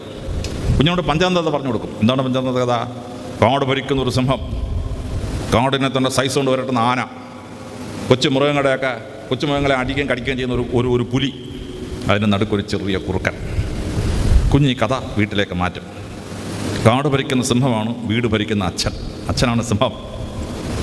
കാടിനെ വരട്ടുന്ന ആനയാണ്. അടുക്കളയിൽ ഉണ്ടാക്കുന്ന എല്ലാത്തിനും 10% തിന്നിട്ടത് വട്ടക്കുറ്റി വരയ്ക്കുന്ന അമ്മയാണ് ഈ വീട്ടിലെ ആനയെന്ന് പറയുന്നത്. ഇളയ പിള്ളേരൊക്കെ ഞോണ്ടുന്നൊരു ചേട്ടനുണ്ട്, ആ ചേട്ടനാണ് പുലി. കുഞ്ഞ് പറയും, ഞാനാണ് കുറുക്കൻ, സൈസ് ഏറ്റവും ചെറുത് എനിക്കാണ്. പക്ഷേ ഈ കുറുക്കനാണ് സിംഹത്തെ കൊണ്ടുവന്ന് കണ്ട് ചാടിക്കുന്നത്. ഈ കുറുക്കനാണ് ആനയെ കൊണ്ടുവന്ന് കുളത്തിലിറക്കുന്നത്. ഈ കുറുക്കനാണ് പുലിയുടെ വാല് മുറിച്ച് വിടുന്നത്. അപ്പോൾ കുഞ്ഞിനോട് പറഞ്ഞു കൊടുക്കുകയാണ്, ശക്തിമാനായിട്ടൊരു കാര്യമില്ല. സിംഹത്തിനും ആനയ്ക്കും പുലിക്കൊക്കെ ശക്തി ഉണ്ടായിരുന്നു. കുറുക്കനാണ് ബുദ്ധിയുള്ളവനെ ഈ ഭൂമി ജീവിക്കാൻ പറ്റും. ശക്തിമാനായിട്ട് കാര്യമില്ല, ബുദ്ധിമാനാവൂ. ഇതാണ് നഴ്സറിയിലെ ഓരോ കഥയും. കുട്ടിയെ സൈക്കോളജിക്കലി ഡെവലപ്പ് ചെയ്യാം. അങ്ങനെ 1ാം ക്ലാസ് തൊട്ട് കുഞ്ഞ് പഠിച്ച് കയറുകയാണ്. അപ്പം മാനസികമായ ഡെവലപ്മെൻറ്റ് മാതാപിതാക്കൾ പ്രത്യേകം ശ്രദ്ധിച്ചെങ്കിലേ വളർത്തിക്കൊണ്ടുവരാൻ പറ്റുള്ളൂ. ഇനി 3ാമത്തേത് ഇൻ്റലക്ച്വൽ ഡെവലപ്മെൻറ്റാണ്. കുട്ടി പഠിക്കുമ്പോൾ കുട്ടിക്ക് ബുദ്ധിശക്തി ഉണ്ടാവണം, കുട്ടിക്ക് ഓർമ്മശക്തി കൂട്ടണം. എന്ത് ചെയ്യണം? അപ്പനും അമ്മയും ചില കാര്യങ്ങൾ ശ്രദ്ധിച്ചിരിക്കണം. നമ്പർ 1, ആഹാരം. കുഞ്ഞിന് ആഹാരം കൊടുക്കുമ്പോൾ ചില ആഹാരങ്ങൾ ബുദ്ധിശക്തി കൂട്ടും, ചില ആഹാരങ്ങൾ ഉള്ള ബുദ്ധി കൂടെ കളയും. ഇത് അമ്മമാർക്ക് കൃത്യമായിട്ട് അറിഞ്ഞിരിക്കണം. കുഞ്ഞിന് ബുദ്ധി കൂട്ടുന്ന 4 ആഹാര സാധനങ്ങളാണ്. അതിലാദ്യത്തത് തേനാണ്.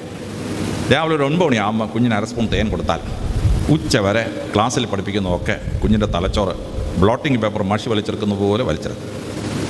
രാത്രി കുഞ്ഞ് പഠിക്കാനിരിക്കുമ്പോൾ കുഞ്ഞിന് 1/2 സ്പൂൺ തേൻ കൊടുത്തിട്ട് പഠിക്കാൻ പറയും. പിന്നെ ഒരു 2-3 മണിക്കൂർ പഠിക്കുന്നതെല്ലാം കുട്ടിയുടെ തലച്ചോറിന് വളരെ ഭംഗിയായിട്ട് മനസ്സിലാവും. കുട്ടി പരീക്ഷ എഴുതാൻ പോകുമ്പോൾ 1 സ്പൂൺ തേൻ കൊടുത്തിട്ട് വിടണം. കുട്ടിക്ക് ആ പരീക്ഷയ്ക്ക് 5 മാർക്കെങ്കിലും കൂടുതൽ കിട്ടും. തലച്ചോറ് നല്ല ക്രാക്കട്ട് വർക്ക് ചെയ്യും. 2 തരം തേനുണ്ട്, വൻതേനും ചെറുതേനും. ഇതിൽ ചെറുതേനാണ് വൻതേനേക്കാളും ബുദ്ധിശക്തി കൂട്ടാനുള്ള കഴിവ് കൂടുതൽ. പൂക്കൾ സസ്യലോകത്തിന് ഗർഭപാത്രങ്ങളാണ്. അതുകൊണ്ട് തന്നെ ദൈവം അതിനെ സംരക്ഷിക്കാൻ വേണ്ടി കുറേ മരുന്നുകൾ അതിനകത്ത് കൊടുത്തിട്ടുണ്ട്. ഈ തേനീച്ച തേൻ ഇങ്ങനെ വലിച്ചെടുക്കുമ്പോൾ കൂടെ ഈ മരുന്നുകളോടും കൂടെ പോരും. അതുകൊണ്ടാണ് ഈ തേനിന് അത്രയും ഗുണം. വൻതേനും ചെറുതേനും ഉള്ളതിൽ ചെറുതേനാണ് ബുദ്ധിശക്തി കൂട്ടാനുള്ള കഴിവ് കൂടുതൽ. അതുകൊണ്ട് പഠിക്കുന്ന കുട്ടികളുള്ള വീട്ടിലെ അമ്മമാർ ഒരു കുപ്പി ചെറുതേൻ വാങ്ങിച്ചിട്ട്, ഫോറസ്റ്റ് ഇൻഡസ്ട്രീസിൽ കാണുന്ന ചെറുതേൻ വാങ്ങിച്ചിട്ട് വീട്ടിൽ സൂക്ഷിക്കണം. ഭർത്താവ് തേനെടുത്ത് കുടിക്കത്തില്ല എന്ന് പ്രത്യേകം ഉറപ്പാക്കണം. ഇല്ലെങ്കിൽ ഭർത്താവിന് ഡയബറ്റീസ് പിടിക്കും. നിങ്ങൾക്ക് തന്നെ മെനക്കെടാവും അവസാനം. പഠിക്കുന്ന കുഞ്ഞിന് മാത്രമേ തേൻ കൊടുക്കാവൂ, അപ്പനും അമ്മയും കഴിച്ചാലായിരുന്നു. അപ്പോൾ തേന് ബുദ്ധി കൂട്ടാനുള്ള കഴിവ് തേനിന് വളരെ പ്രധാനമാണ്. 2ാമതായി ബുദ്ധിശക്തിയും ഓർമ്മശക്തിയും വർദ്ധിപ്പിക്കുന്നത് പാലാണ്. പാലുകളിൽ വെച്ച് ഏറ്റവും ശ്രേഷ്ഠം മനുഷ്യ സ്ത്രീകളുടെ പാലാണ്. മനുഷ്യ സ്ത്രീകളുടെ പാലിനകത്ത് സിസ്റ്റീൻ, CYSTEINE, ടൊറീൻ, TAURENE 2 അമിനോ ആസിഡുണ്ട്. ഈ 2 അമിനോ ആസിഡാണ് തലച്ചോറിൻ്റെ ബുദ്ധി ഇരിക്കുന്ന സെറിബ്രം, അതിന് വലിപ്പം കൂട്ടും, ഒരു 50 ഗ്രാം ഗ്രേ മാറ്റർ കൂട്ടും. ഒരു മനുഷ്യൻ്റെ ലീഡർഷിപ്പ് ക്വാളിറ്റി, മാനേജ്മെൻറ്റ് കപ്പാസിറ്റി, ഇതൊക്കെ ഇരിക്കുന്ന നെറ്റിയുടെ നേരെ പുറകിലുള്ള ഫ്രണ്ടൽ ലോബിനാണ്. അമ്മയുടെ മുലപ്പാൽ കുടിക്കുമ്പോൾ ഈ ഫ്രണ്ടൽ ലോബിൻ്റെ സൈസ് കൂടും. ആ സൈസ് കൂടിക്കഴിഞ്ഞാൽ ആ കുട്ടിക്ക് ലീഡർഷിപ്പ് ക്വാളിറ്റിയും ആ കുട്ടിക്ക് മാനേജ്മെൻറ്റ് കപ്പാസിറ്റിയും ഡിസിഷൻ മേക്കിംഗ് കപ്പാസിറ്റിയും കൂടുകയാണ്. അതുകൊണ്ട് 2 വയസ്സിൽ അമ്മയുടെ മുലപ്പാൽ കുടിച്ച ഏതെങ്കിലും കുട്ടി ഉണ്ടെങ്കിൽ ആ കുട്ടി മിക്കവാറും യൂണിവേഴ്സിറ്റിയിൽ ഫസ്റ്റ് റാങ്ക് ആയിരിക്കും. അമ്മയുടെ മുലപ്പാൽ കുടിക്കാത്ത ഏതെങ്കിലും കുട്ടി ഉണ്ടെങ്കിൽ അവന് ഇഡിയറ്റ് നമ്പർ 1 ആയിരിക്കും. അവൻ്റെ കുഴപ്പമല്ല, അമ്മയുടെ കുഴപ്പമാണ്. അമ്മ ചെയ്ത പാവമാണ്. അതുകൊണ്ട് 2 വയസ്സ് വരെ അമ്മയുടെ മുലപ്പാൽ കൊടുക്കണം. പരിശുദ്ധ പ്രവാചകനായ മുഹമ്മദ് നബി പരിശുദ്ധ ഖുർആനിൽ ഒരു നിയമം എഴുതിയിട്ടുണ്ട്. ഭർത്താവ് ഭാര്യയെ തലാക്ക് ചൊല്ലിയാലും കുഞ്ഞിനെ 2 വയസ്സ് വരെ കസ്റ്റഡി വെച്ച് പാൽ കൊടുക്കാനുള്ള അവകാശം അമ്മയ്ക്കുണ്ടെന്നും ആ കുഞ്ഞിന് 2 വയസ്സാകുന്നവരെ മൊഴി ചൊല്ലിയാൽ പോലും ഭാര്യയുടെയും കുഞ്ഞിൻ്റെയും ചെലവ് നോക്കേണ്ടത് ഭർത്താവിൻ്റെ ജോലിയാണെന്നാണ് പരിശുദ്ധ ഖുർആനിൽ എഴുതി വച്ചിരിക്കുന്നത്. ഡോക്ടർമാർ പറയുന്നത് ഇതിനേക്കാൾ നല്ലൊരു നിയമം വൈദ്യശാസ്ത്രത്തിൽ ഉള്ള നിയമം എഴുതപ്പെട്ടിട്ടില്ല എന്നുള്ളതാണ്. അതുകൊണ്ട് ഒരു കുട്ടിയോട് ഒരു അമ്മയ്ക്ക് ചെയ്യാവുന്ന ഏറ്റവും വലിയ കാര്യം 2 വയസ്സ് വരെ കുഞ്ഞിന് മുലപ്പാൽ കൊടുക്കുക എന്നുള്ളതാണ്. 2 വയസ്സ് കഴിഞ്ഞാൽ പിന്നെ പരിണാമശൃംഖലയിൽ താപ്പോട്ടിറങ്ങി മൃഗങ്ങളുടെ പാല് കുട്ടി കൊടുക്കും. ആട്ടും പാലും പശുവും പാലും എരുവും പാലും കൊടുക്കും. ഇതിൻ്റെ ഗുണം വ്യത്യാസമാണ്. ആട്ടും പാലിന് internal organs, lungs, heart, liver, ഇതിനൊക്കെ ശക്തി കിട്ടാൻ നല്ല കഴിവാണ്. രാഷ്ട്രപിതാവായ മഹാത്മജിയുടെ ലങ്സിന് രോഗം വന്നു. ലണ്ടനിൽ നിന്ന് സായിപ്പ് ഡോക്ടർ ഒരുപാട് മരുന്ന് കൊടുത്തു, നമുക്ക് ഒരു ഗുണം കിട്ടിയില്ല. ആയുർവേദ ഡോക്ടർമാർ വന്നു. അവരോട് മഹാത്മജി ദിവസം 1 ഗ്ലാസ് ആട്ടും പാൽ കുടിക്കാൻ പറഞ്ഞു. 46 ദിവസം പാൽ കുടിച്ചപ്പോൾ മഹാത്മജിയുടെ ലങ്സ്, ശ്വാസകോശം ശരിയായി. അതുകൊണ്ട് വർദ്ധ ആശ്രമത്തിലും സബർമതി ആശ്രമത്തിലും മഹാത്മജി പശുവിനെ വളർത്തിയില്ല, മഹാത്മജി വളർത്തിയത് ആടുകളെയാണ് ഈ ആട്ടുംപാൽ കുടിക്കാൻ വേണ്ടി. നിങ്ങളുടെ കുട്ടികൾക്ക് ദിവസവും രാവിലെ 1 ഗ്ലാസ് ആട്ടുംപാൽ കൊടുക്കാമെങ്കിൽ അതിൽ പോലെ ഒരു ഗുണം നിങ്ങളുടെ കുഞ്ഞുങ്ങൾക്ക് ചെയ്യാൻ പറ്റിയാൽ. പരീക്ഷയുമായി വളരെ അടുത്ത ബന്ധമുള്ളൊരു അവയവം നമ്മുടെ വയറ്റിലുള്ളത് കുടലാണ്. ചില കുട്ടികൾക്ക് പരീക്ഷ തുടങ്ങിയാൽ വയറിളക്കമാണ്, ഒരു രക്ഷയില്ല, രാവിലെ തൊട്ട് വൈകിട്ട് വരെ വയറിളക്കം. ചില കുട്ടികൾക്ക് പരീക്ഷ തുടങ്ങിയാൽ പിന്നെ ബന്ധാണ്, പരീക്ഷ തീരുന്നവരെ പിന്നെ ബാത്റൂമിൽ പോകേണ്ട ആവശ്യമുണ്ടാവില്ല. ഇത് രണ്ടിൻ്റെയും പരിഹാരം ആട്ടുംപാലാണ്. ദിവസം 1 ഗ്ലാസ് ആട്ടുംപാൽ കൊടുത്താൽ വയറിളക്കവും ഉണ്ടാവില്ല, മലബന്ധവും ഉണ്ടാവില്ല. Intestine will be clear. ഭരണകാലത്തും പാലിലുമൊക്കെ ആട്ടുംപാൽ കിട്ടുമെന്ന് എനിക്ക് അറിഞ്ഞൂടാ. കിട്ടുമെങ്കിൽ നിങ്ങൾക്ക് മക്കളോട് ചെയ്യാവുന്ന വലിയ കാര്യമാണ് 1 ഗ്ലാസ് ആട്ടുംപാൽ കൊടുക്കുക. തീരെ വണ്ണം കുറഞ്ഞ കുട്ടികളുണ്ടെങ്കിൽ, എലുമ്പി, സ്കെലിട്ടൺ എന്നൊക്കെ ഇരട്ടപ്പേരുള്ള കുട്ടികളുണ്ടെങ്കിൽ അവർക്ക് കൊടുക്കേണ്ടത് എരുമപ്പാലാണ്. എരുമപ്പാലിനകത്ത് പശുവും പാലിൻ്റെ 12 ഇരട്ടി നെയ്യാണ്. അതുകൊണ്ട് ദിവസം 1 ഗ്ലാസ് എരുമപ്പാൽ കൊടുത്താൽ ഒരു 5 കിലോ ഇറങ്ങി വരും. കുഞ്ഞിൻ്റെ ഇരട്ടപ്പേര് അതോടെ മാറി കിട്ടും, നല്ല പുഷ്ടിയായി കിട്ടും. പക്ഷേ നാച്ചുറോപ്പതി ഡോക്ടേഴ്സ് പറയുന്നത് ഏത് മൃഗത്തിൻ്റെ പാലാണോ കുടിക്കുന്നത് ആ മൃഗത്തിൻ്റെ സ്വഭാവം നമ്മൾ കാണിക്കുന്നതാണ്. ആട്ടുംപാൽ കുടിച്ച ആടിനെ പോലെ പെരുമാറും, എരുമപ്പാൽ കുടിച്ച എരുമയെ പോലെ അമറും. ഇതാണ് പ്രശ്നം. നമ്മൾ നല്ല സ്വഭാവം പശുവിൻ്റെ ആണെന്നാണ് എൻ്റെ അഭിപ്രായം. ഞാൻ ഗോമാതാവിനെ ആരാധിക്കുന്ന ആളൊന്നുമല്ല. പക്ഷേ രാവിലെ 1 ഗ്ലാസ് പശുവും പാൽ കൊടുക്കുക, വൈകിട്ട് 1 ഗ്ലാസ് പശുവും പാൽ കൊടുക്കുക. പക്ഷേ പാൽ കൊടുക്കുമ്പോൾ കറന്ന രൂപത്തിന് കൊടുത്തു കളയരുത്. കോൺസെൻട്രേഷൻ പാൽ കുടിച്ചാൽ ഉറക്കം വരും. അതുകൊണ്ട് 1 ഗ്ലാസ് പാലിൻ്റെ കൂടെ 1 ഗ്ലാസ് വെള്ളം കൂടെ ചേർത്ത് 2 ഗ്ലാസ് പാലും വെള്ളമാക്കി 1/2 മണിക്കൂർ ഗ്യാപ്പിൽ കൊടുക്കണം. അപ്പോൾ പാലിൻ്റെ മുഴുവൻ ഗുണവും കുഞ്ഞുങ്ങൾക്ക് കിട്ടും, പക്ഷേ ഉറക്കം വരികയില്ല എന്നുള്ളതാണ് അതിൻ്റെ സാരം. അപ്പോൾ 2 ഗ്ലാസ് പാലും വെള്ളം രാവിലെ, 2 ഗ്ലാസ് പാലും വെള്ളം വൈകിട്ട്. നിങ്ങൾ പാൽ കച്ചവടക്കാരനാണ് പാൽ വാങ്ങിക്കുന്നതിന് പിന്നെ വെള്ളം ഒഴിക്കേണ്ട അവൻ ഒഴിച്ചിട്ടുണ്ട്, നേരെ കാച്ചി കുടിച്ചാലും കുഴപ്പമൊന്നുമില്ല. പക്ഷേ നിങ്ങളുടെ പശു നേരിട്ട് കറക്കുകയാണെങ്കിൽ വെള്ളം ഒഴിക്കാതെ കൊടുത്തു കളയരുത്. രാവിലെ കൊടുത്ത പാലിൻ്റെ തേനിൻ്റെ എഫക്റ്റ് ഉച്ചയാകുമ്പോൾ പോകും. ഉച്ച കഴിഞ്ഞ് കുട്ടിക്ക് കോൺസെൻട്രേറ്റ് ചെയ്ത് ക്ലാസ് അറ്റൻഡ് ചെയ്യണമെങ്കിൽ കുട്ടിക്ക് ഒരു ബ്രെയിൻ ബൂസ്റ്റർ കൊടുക്കണം. അതിന് ശാസ്ത്രജ്ഞന്മാർ പറയുന്നത് ഉച്ചയ്ക്ക് ഊണ് കഴിക്കുമ്പോൾ 1/2 കപ്പ് തൈരോ 1 ഗ്ലാസ് മോരോ കുട്ടിക്ക് കൊടുത്തിരിക്കണം. വിക്രമാദിത്യ രാജാവിൻ്റെ രാജസദസ്സിൽ നവരത്നങ്ങളുണ്ടായിരുന്നു. 9 രംഗത്ത് പ്രസിദ്ധരായ ആൾക്കാർ: ധന്വന്തരി, ശമണക, അമരസിംഹ, ശംഖു, വേതാളഭട്ട, കടകർപ്പര, കാളിദാസ, വരാഹ, വരുചി എന്നാണ് 9 എണ്ണം. ഇതിലെ നമ്പർ 1 ഡോക്ടറാണ് ധന്വന്തരി. ധന്വന്തരിയോട് വിക്രമാദിത്യൻ ചോദിച്ചു, ഒരാൾ പണ്ഡിതനാണെന്ന് എങ്ങനെ അറിയാം? മുഖത്ത് നോക്കി അറിയാൻ പറ്റുമോ? ധന്വന്തരി പറഞ്ഞു, അതറിയത്തില്ല. രാജാവിന് ആരെങ്കിലും പണ്ഡിതനാണെന്ന് അറിയണമെങ്കിൽ അവൻ ഉച്ചയ്ക്ക് ഉണ്ണുമ്പോൾ ശ്രദ്ധിച്ചോളാം. അവൻ ഉണ്ണാനിരിക്കുന്നതിന് മുമ്പ് 1 ഗ്ലാസ് വെള്ളം കുടിച്ചിട്ടൊന്ന് ഉണ്ണാനിരിക്കുകയും ഊണ് കഴിഞ്ഞാൽ ഉടനെ 1 ഗ്ലാസ് ഓക്ര മോര് 1 ഗ്ലാസ് മോരും കുടിക്കുന്നവനാണെങ്കിൽ അവൻ പണ്ഡിതനാണെന്ന് ഉറപ്പിച്ചോളാം. നിങ്ങൾ ഈ നായന്മാരുടെ സദ്യയ്ക്ക് പോകുമ്പോൾ ശ്രദ്ധിച്ചിട്ടുണ്ടോ? സദ്യ തീരാറാവുമ്പോൾ പച്ചമോര് കൊണ്ടുവരും. നായന്മാർ ഇങ്ങനെ പിടിച്ചൊരൊറ്റ കുടിയാണ്. ഈ നായർക്ക് ഇത്രയും ബുദ്ധി ഉണ്ടായതിൻ്റെ ഒരു കാരണം ഈ മോര് കുടിയാണെന്നാണ് ശാസ്ത്രജ്ഞന്മാരുടെ അഭിപ്രായം. അതുകൊണ്ട് കുട്ടികൾക്ക് പൊതിച്ചോറ് കൊടുത്തു വിടുന്ന അമ്മമാരെ ചെറിയ സ്റ്റീൽ ഡപ്പ കിട്ടും, അതിനകത്ത് തൈര് നിറച്ച് കൊടുത്ത് വിടുക, അല്ലെങ്കിൽ മോര് കൊടുത്ത് വിടുക. ഉച്ചയ്ക്ക് 1 ഗ്ലാസ് മോരോ 1/2 കപ്പ് തൈരോ കഴിച്ചാൽ ഉച്ചയ്ക്ക് ശേഷം കുട്ടിക്ക് ഇൻ്റലക്ച്വൽ ബൂസ്റ്റിംഗ് കിട്ടും. ഉച്ചയ്ക്ക് പഠിപ്പിക്കുന്ന കുട്ടിക്ക് നല്ല ഭംഗിയായിട്ട് മനസ്സിലാവും. ഉച്ചയ്ക്ക് ശേഷമാണ് SLC പരീക്ഷ വരുന്നത്. SLC പരീക്ഷ വരുമ്പോൾ ഉച്ചക്കലത്തെ പരീക്ഷയ്ക്ക് മാർക്ക് കിട്ടണമെങ്കിൽ ഉച്ചയ്ക്ക് ഉണ്ണുമ്പോൾ ആവശ്യം തൈരോ മോരോ കൊടുത്തിരിക്കണം. ഇനി കുട്ടിയുടെ പരീക്ഷ വരും ദിവസം നിങ്ങളുടെ ഭാഗ്യത്തിന് നിങ്ങളുടെ വീട്ടിലോ നിങ്ങളുടെ അയൽവക്കത്തെ വീട്ടിലോ കുഞ്ഞുങ്ങളെ മുലയൂട്ടുന്ന അമ്മമാർ ആരെങ്കിലും ഉണ്ടെങ്കിൽ ഒരു സ്പൂൺ കൊണ്ടുപോകണം. അമ്മ ഒരു സ്പൂൺ പാൽ തരാൻ പറയണം. ഒരു സ്പൂൺ മുലപ്പാൽ കൊടുത്തിട്ട് കുട്ടിയെ പരീക്ഷയ്ക്ക് വിട്ടാൽ 5 മാർക്ക് അധികം കിട്ടുമെന്ന് ഉറപ്പാണ്. മുലപ്പാലിനകത്തുള്ള സിസ്റ്റീനും ടൊറീനും. താടിയിൽ നിന്നും വഴക്കുണ്ടാക്കാൻ പോയി കളയത്. തലേന്ന് എങ്ങനെയൊക്കെ സോപ്പിട്ട് വെച്ചിട്ട് പരീക്ഷ തീരുന്നവരെ, അത് കഴിഞ്ഞ് വഴക്കുണ്ടാക്കിയോ, പരീക്ഷ തീരുന്നവരെ ആ സ്ത്രീയെ സോപ്പിട്ട് എങ്ങനെയെങ്കിലും ഓരോ സ്പൂൺ മുലപ്പാൽ കൊടുത്തിട്ട് കുട്ടിയെ വിട്ടാൽ ആ കുട്ടിക്ക് പരീക്ഷയ്ക്ക് ഒരു 5 മാർക്ക് വെച്ച് കൂടുതൽ കിട്ടും. വളരെ ബെസ്റ്റാണ്. മുലപ്പാൽ കൊമേഴ്ഷ്യലി വിൽക്കുന്ന ഒരു സ്ഥലമാണ് തിരുവനന്തപുരത്ത്. നമ്മളവിടെ ചെന്നാൽ മതി. മുലപ്പാലിന് പശുവും പാലിന് 5 ഇരട്ടി വിലയാണ്. മുലപ്പാൽ ചെറിയ ഡപ്പയ്ക്കകത്ത് കിട്ടും. ഇവിടെ കിട്ടുമെന്ന് എനിക്ക് അറിഞ്ഞുകൂടാ. കിട്ടുമെങ്കിൽ മുലപ്പാൽ ഒരു സ്പൂൺ കഴിച്ചിട്ട് പോയാൽ ഒരു 4-5 മാർക്ക് പരീക്ഷയ്ക്ക് കൂടുതൽ കിട്ടും. മൂന്നാമതായി തലച്ചോറിനെ ബൂസ്റ്റ് ചെയ്യുന്ന സാധനം ആഴക്കടലിലെ മത്സ്യമാണ്. അതിൻ്റെ ശരീരത്തിൽ ഒമേഗ 3 എന്നൊരു കോമ്പൗണ്ടുണ്ട്. അത് തലച്ചോറിന് അറിവ് ശേഖരിച്ച് വെക്കുന്ന DNA മോളിക്യൂളിനെ സൃഷ്ടിക്കുന്ന ഒരു RNA DNA കൺവേർഷനെ സഹായിക്കുന്ന ഒരു സാധനമാണ്. ഇത് ഏറ്റവും കൂടുതലുള്ളത് മത്തി, ചാള എന്ന് പറയുന്ന മത്സ്യത്തിൻ്റെ ശരീരത്തിലാണ്. നിങ്ങൾക്കെല്ലാം നെയ്മീനാണ് ഇഷ്ടം. ടക്കോ ടക്കോ ടക്കോ ഒന്ന് 3 വെട്ടി വെച്ചാൽ 4 കഷ്ണം കിട്ടും. ദയവേത് ഈ നെയ്മീൻ കുട്ടികൾക്ക് വാങ്ങിച്ചു കൊടുക്കരുത്. അത് എക്സസീവ് ഫാറ്റുള്ള, കുട്ടികൾക്ക് ഹാർട്ടിനകത്ത് ബ്ലോക്ക് ഉണ്ടാക്കി ഹാർട്ട് അറ്റാക്ക് ഉണ്ടാക്കുന്ന സാധനമാണ്. അതുകൊണ്ട് സാൽമൺ അല്ലെങ്കിൽ സർഡൈൻ, മത്തിയോ ചാളയോ വാങ്ങിച്ചു കൊടുക്കുക. പക്ഷേ കുട്ടികൾക്ക് ഒരിക്കലും മീൻ വറുത്ത് കൊടുക്കരുത്. മീൻ വറുത്ത് പോയെങ്കിൽ ഒമേഗ 3 ആവിയായിട്ട് പോകും. പിന്നെ അതുകൊണ്ട് ഒരു ഗുണവും കുട്ടിക്കില്ല, ദോഷം മാത്രമേ ഉള്ളൂ. അതുകൊണ്ട് വെള്ളത്തിനകത്ത് മുക്കിയിട്ട് കറി വെച്ച് രാവിലെ ഒരു മത്തി ആഹാരത്തിൽ കൊടുത്ത് വേണം കുട്ടിയെ സ്കൂളിൽ വിടാൻ. രാത്രി പഠിക്കാനിരിക്കുന്നതിന് മുമ്പ് ഒരു മത്തി കുഞ്ഞിനെ കൊണ്ട് തീറ്റിക്കുക. പരീക്ഷയുടെ അന്ന് ഒരു 3 മത്തിയെങ്കിലും കഴിപ്പിച്ചിട്ട് കുട്ടിയെ സ്കൂളിലേക്ക് പരീക്ഷയ്ക്ക് വിടുക. കുട്ടിയുടെ കൈ ശരിക്കും സോപ്പിട്ട് കഴുകി വിട്ടേക്കണം. ഇല്ലെങ്കിൽ അൽഫോൺസാ സ്കൂൾ മുഴുവൻ നാറും. ആ മീൻ്റെ നാറ്റും, എണ്ണയ്ക്കൊരു പ്രത്യേക സ്മെല്ലാണ് ഈ മത്തിക്ക്. അത്രയേ ഉള്ളൂ. തലച്ചോറിന് ബുദ്ധി കൂടാൻ വളരെ നല്ലതാണ് ഈ മത്തി എന്ന് പറഞ്ഞ സാധനം. ഇനി മത്തി കഴിക്കാൻ എന്തെങ്കിലും ബുദ്ധിമുട്ടുണ്ട്, ചിലർക്ക് സ്മെല്ല് ബുദ്ധിമുട്ടാണ്. ബ്രാഹ്മണർക്ക് പരസ്യമായി മത്തി തിന്നാൻ ഒക്കെയല്ല, അങ്ങനെയുള്ള കുഴപ്പങ്ങളുണ്ട്. അങ്ങനെയുള്ളവർക്ക് വേണ്ടി ശാസ്ത്രജ്ഞന്മാർ ഒമേഗ 3 സെപ്പറേറ്റ് ചെയ്ത് ഗുളികയാക്കി മാർക്കറ്റിൽ ഇറക്കിയിട്ടുണ്ട്. കേരളത്തിൽ 2 ഗുളിക എത്തിയിട്ടുണ്ട്. ഒന്ന് മോർ ലൈഫ് എന്നൊരു ഗുളിക, രണ്ടാമത്തെ ഒസ്മേഗ 300, OSMEGA 300.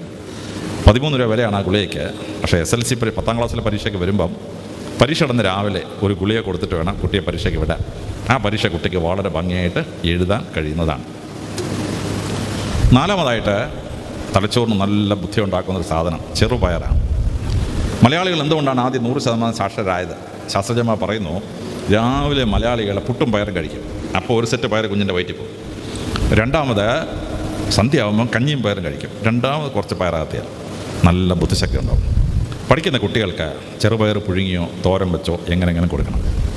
പരീക്ഷ ഉള്ള ദിവസം ദയവ് ചെയ്ത് സാമ്പാറും മോരുകറിയൊന്നും ഉണ്ടാക്കരുത്. പകരം ചെറുപയർ കറി ഉണ്ടാക്കണം. എന്നിട്ട് കുട്ടികൾക്ക് ചോറിൽ കുഴച്ച് തിന്നിട്ട് പരീക്ഷയ്ക്ക് പോകാൻ പറയണം. ആ പരീക്ഷ കുട്ടികൾക്ക് നല്ലപോലെ പെർഫോം ചെയ്യാൻ പറ്റും. ഉഴുന്നോടെയും പരിപ്പോടെയും കൊടുക്കുന്നതിന് പകരം കുട്ടികൾക്ക് സുഖിയനോ മോദകമോ ഉണ്ടാക്കി കൊടുക്കണം. സുഖിയനും മോദകവും ചെറുപയർ പുഴുങ്ങി ശർക്കര ചേർത്ത് ഉണ്ടാക്കുന്ന പലഹാരമാണ്. കുട്ടിക്ക് തലച്ചോറിന് ബുദ്ധി കൂടാൻ വളരെ ബെസ്റ്റ് പലഹാരമാണ്. അപ്പോൾ തലച്ചോറിന് ബുദ്ധി കൂട്ടുന്ന ഈ 4 ആഹാര സാധനങ്ങളാണ്. എന്നാൽ തലച്ചോറിന് ബുദ്ധി പോകുന്ന 2 സാധനമുണ്ട്. അതിൽ തലച്ചോറിൻ്റെ ഏറ്റവും വലിയ ശത്രു മരിച്ചീനി അല്ലെങ്കിൽ ടപ്യോക്ക എന്ന സാധനമാണ്. ദയവേത് കുട്ടികൾക്ക് പരീക്ഷയുടെ അന്നും പരീക്ഷയുടെ തലേദിവസവും മരിച്ചീനി കൊടുക്കരുത്. വല്ല സെക്കൻഡ് സാറ്റർഡേ സൺഡേ മരിച്ചീനി കൊടുത്താലും കുഴപ്പമില്ല, കുഞ്ഞു കിടന്ന് ഉറങ്ങിക്കോളും. പക്ഷേ പരീക്ഷയുടെ അന്നതിന് തലേദിവസവും ഒരു കാരണവശാലും മരിച്ചീനി കുട്ടികൾക്ക് കൊടുക്കാൻ പാടില്ല. കുട്ടികളുടെ തലച്ചോറ് മന്ദീഭവിക്കുകയും കുട്ടിക്ക് ഒന്നും ഇൻ്റലക്ച്വലി പെർഫോം ചെയ്യാൻ പറ്റാതായി പോവുകയും ചെയ്യും. രണ്ടാമത് തലച്ചോറിൻ്റെ ഏറ്റവും വലിയ ശത്രു ഉരുളക്കിഴങ്ങാണ്, പൊട്ടറ്റോ. മസാല ദോശയും കൊടുത്തിട്ട് കുട്ടിയെ പരീക്ഷയ്ക്ക് വിട്ടാൽ 3rd ക്ലാസ്സേ കിട്ടുള്ളൂ. പൂരിയും പൊട്ടറ്റോ പൊടി മാസം കൊടുത്തിട്ട് കുട്ടിയെ പരീക്ഷയ്ക്ക് വിട്ടാൽ തോറ്റില്ലെങ്കിൽ ബാക്കി. ബ്രഹ്മാവിന് ഇന്ത്യക്കാരോട് വലിയ സ്നേഹമായിരുന്നു. ബ്രഹ്മാവ് ഇന്ത്യക്കാർക്ക് 2 കിഴങ്ങ് തന്നില്ല, ഉരുളക്കിഴങ്ങ് മരിച്ചിനിക്കിഴങ്ങ്. ഇത് രണ്ടും അമേരിക്കയിലെ റെഡ് ഇന്ത്യക്കാർക്ക് കൊടുത്തു. അവന്മാർ ഈ കിഴങ്ങെല്ലാം തിന്നെ അവൻ്റെ തലയിലെ ബുദ്ധിയും പോയി സായിപ്പ് അവനെയൊക്കെ തല്ലിക്കൊന്ന് അവൻ്റെ സ്വർണ്ണ കിഴവായിക്കൊണ്ട് പോയി. അങ്ങനെ ബ്രഹ്മാവ് ഇന്ത്യക്കാർക്ക് തരാത്ത ഈ 2 കിഴങ്ങ് കപ്പലിൽ പോയി ഇറക്കുമതി. ഇത് തിന്ന് കിഴങ്ങ് തലയന്മാരാവേണ്ട വല്ല കാര്യമുണ്ടോ? ഒരു കാര്യം. ദയവേദി 2 കിഴങ്ങ് പരീക്ഷയുള്ള ദിവസവും തലേ ദിവസം കുട്ടികൾക്ക് കൊടുക്കരുത്. അവധി ദിവസം മാത്രമേ കൊടുക്കാവൂ. എന്നാൽ നമ്മുടെ ഇമോഷൻസ്, വികാരങ്ങൾ തലച്ചോറിനെ ബാധിക്കുമെന്ന് ശാസ്ത്രജ്ഞന്മാർ കണ്ടെത്തി. നമ്മൾ ഈ സ്നേഹം എന്ന് പറയുന്ന വികാരം ഫീനൈൽ ഈഥൈൽ അമീൻ എന്നൊരു സാധനമാണ്. C6H5 C2H5 NH2. ഇത് തലച്ചോറ് കൂടിക്കഴിഞ്ഞാൽ കാണുന്നവരോടൊക്കെ നമുക്ക് പ്രേമുണ്ട്. ഈ തലച്ചോറ് കുറഞ്ഞാൽ ആട്ടുകളിന് കാറ്റ് പിടിച്ച പോലായിരിക്കും. ഷേക്സ്പിയർ അദ്ദേഹത്തിൻ്റെ മിഡ്സമ്മർ നൈറ്റ്സ് ഡ്രീം എന്ന നാടകത്തിൽ പറയുന്നു, ഏതോ ഒരു ചെടിയുടെ ഇല പിഴിഞ്ഞ് കണ്ണിലൊഴിച്ചാൽ ഏത് കഴുതയും പ്രേമിച്ചളയും. ആ ഇലയ്ക്കകത്തുള്ള സാധനം ഇതാണ്, ഫീനൈൽ ഈഥൈൽ അമീനാണ്. പക്ഷേ ഫീനൈലെഥിലമീൻ തലച്ചോറ് ചെന്ന് കഴിഞ്ഞാൽ ഭയങ്കര ഓർമ്മശക്തിയും ഭയങ്കര ബുദ്ധിശക്തിയാണ്. ഇത് ഏറ്റവും കൂടുതലുള്ളത് കൊക്കോ അടങ്ങിയ സംഗതികളിലാണ്. കൊക്കോ ഉള്ളതിൽ നമുക്ക് എളുപ്പം കിട്ടുന്നത് ചോക്ലേറ്റാണ്. രാവിലെ കുട്ടികൾ സ്കൂളിലോട്ട് പോകുമ്പോൾ കുട്ടിക്കൊരു ചോക്ലേറ്റ് കൊടുക്കണം. പറയണം, കടിച്ചുപിടി തിന്നാളരുത്, വായിലിട്ട് തുപ്പൽ അലിയിച്ച് കുടിച്ചോണ്ട് ക്ലാസ്സിൽ പറയണം. ഉച്ച വരെ പഠിപ്പിക്കുന്ന കാര്യങ്ങൾ കുട്ടിക്ക് വളരെ ഭംഗിയായിട്ട് മനസ്സിലാവും. രാത്രി കുട്ടി പഠിക്കാനിരിക്കുമ്പോൾ കുട്ടിക്കൊരു ചോക്ലേറ്റ് കൊടുക്കണം. തുപ്പലിനകത്ത് ടയലിൽ നിന്നൊരു എൻസൈമുണ്ട്, അത് കയറി ആക്ട് ചെയ്യുമ്പോഴാണ് ഫീനൈലെഥിലമീൻ റിലീസാകുന്നത്. തുപ്പൽ അലിയിച്ച് കുടിച്ചുകൊണ്ടിരുന്ന് പഠിക്കാൻ പറയണം. കുട്ടി പരീക്ഷയ്ക്ക് പോകുമ്പോൾ 6 ചോക്ലേറ്റ് കൊടുത്ത് വിടണം. 9:00 പരീക്ഷ തുടങ്ങുന്നെങ്കിൽ 9 മണിക്ക് ആദ്യത്തെ ചോക്ലേറ്റ്, 9:00 രണ്ടാമത്തെ, 10 മൂന്നാമത്തെ, അങ്ങനെ 1/2 മണിക്കൂർ ഇടവിട്ടിട്ട് ഓരോ ചോക്ലേറ്റ് വായിലിട്ടിട്ട് തുപ്പലലിച്ച് കുടിച്ചുകൊണ്ടിരുന്ന് പരീക്ഷ എഴുതാൻ പറയണം. A+ ഉറപ്പ്. വല്ലതും പഠിച്ചിട്ടുണ്ടെങ്കിൽ A+ ഉറപ്പ്. പഠിച്ച കാര്യം മുഴുവൻ തലച്ചോറ് ചെയ്യും. പഠിക്കാത്ത കുട്ടിക്ക് രക്ഷയില്ല. A+ കിട്ടാൻ വളരെ ബെസ്റ്റെന്ന് ശാസ്ത്രജ്ഞന്മാർ. എന്നാൽ ദേഷ്യം എന്ന് പറഞ്ഞ സാധനം ഫീനോപ്രൊപ്പീൻ എന്നൊരു സാധനമാണ്. ഇത് തലച്ചോറ് കൂടിക്കഴിഞ്ഞാൽ ഭയങ്കര ദേഷ്യം വരും. പക്ഷേ ഇത് തലച്ചോറ് കൂടിക്കഴിഞ്ഞാൽ പിന്നെ ബുദ്ധി എന്നൊരു സാധനം വർക്ക് ചെയ്യില്ല. ഇൻ്റലക്ച്വൽ പവർ നശിച്ചു. ഇത് ഏറ്റവും കൂടുതലുള്ളത് ഇഞ്ചി എന്ന സാധനത്തിനകത്താണ്. ഇഞ്ചി തിന്നു കഴിഞ്ഞാൽ ഭയങ്കര ദേഷ്യം വരും. പണ്ട് മലയാളത്തിൽ പറയും ഇഞ്ചി തിന്ന് കുരങ്ങെന്ന് പറയും. കുരങ്ങ് ഇഞ്ചി നിന്ന് പോയെങ്കിൽ കുരങ്ങ് ചുറ്റും ആട്ടി താർക്കും. കുരങ്ങിൻ്റെ കുഴപ്പമില്ല, കുരങ്ങെന്ന് ഇഞ്ചിയുടെ കുഴപ്പമാണ്. അവൻ വലിയ ഇഞ്ചിയാണെന്ന് മലയാളത്തിൽ പറഞ്ഞ അർത്ഥം ഭയങ്കര ദേഷ്യക്കാരനാണ്. ഇഞ്ചി തിന്നാൽ ദേഷ്യം വരുന്ന കാര്യം നമ്മുടെ പൂർവികർ മനസ്സിലാക്കിയത്.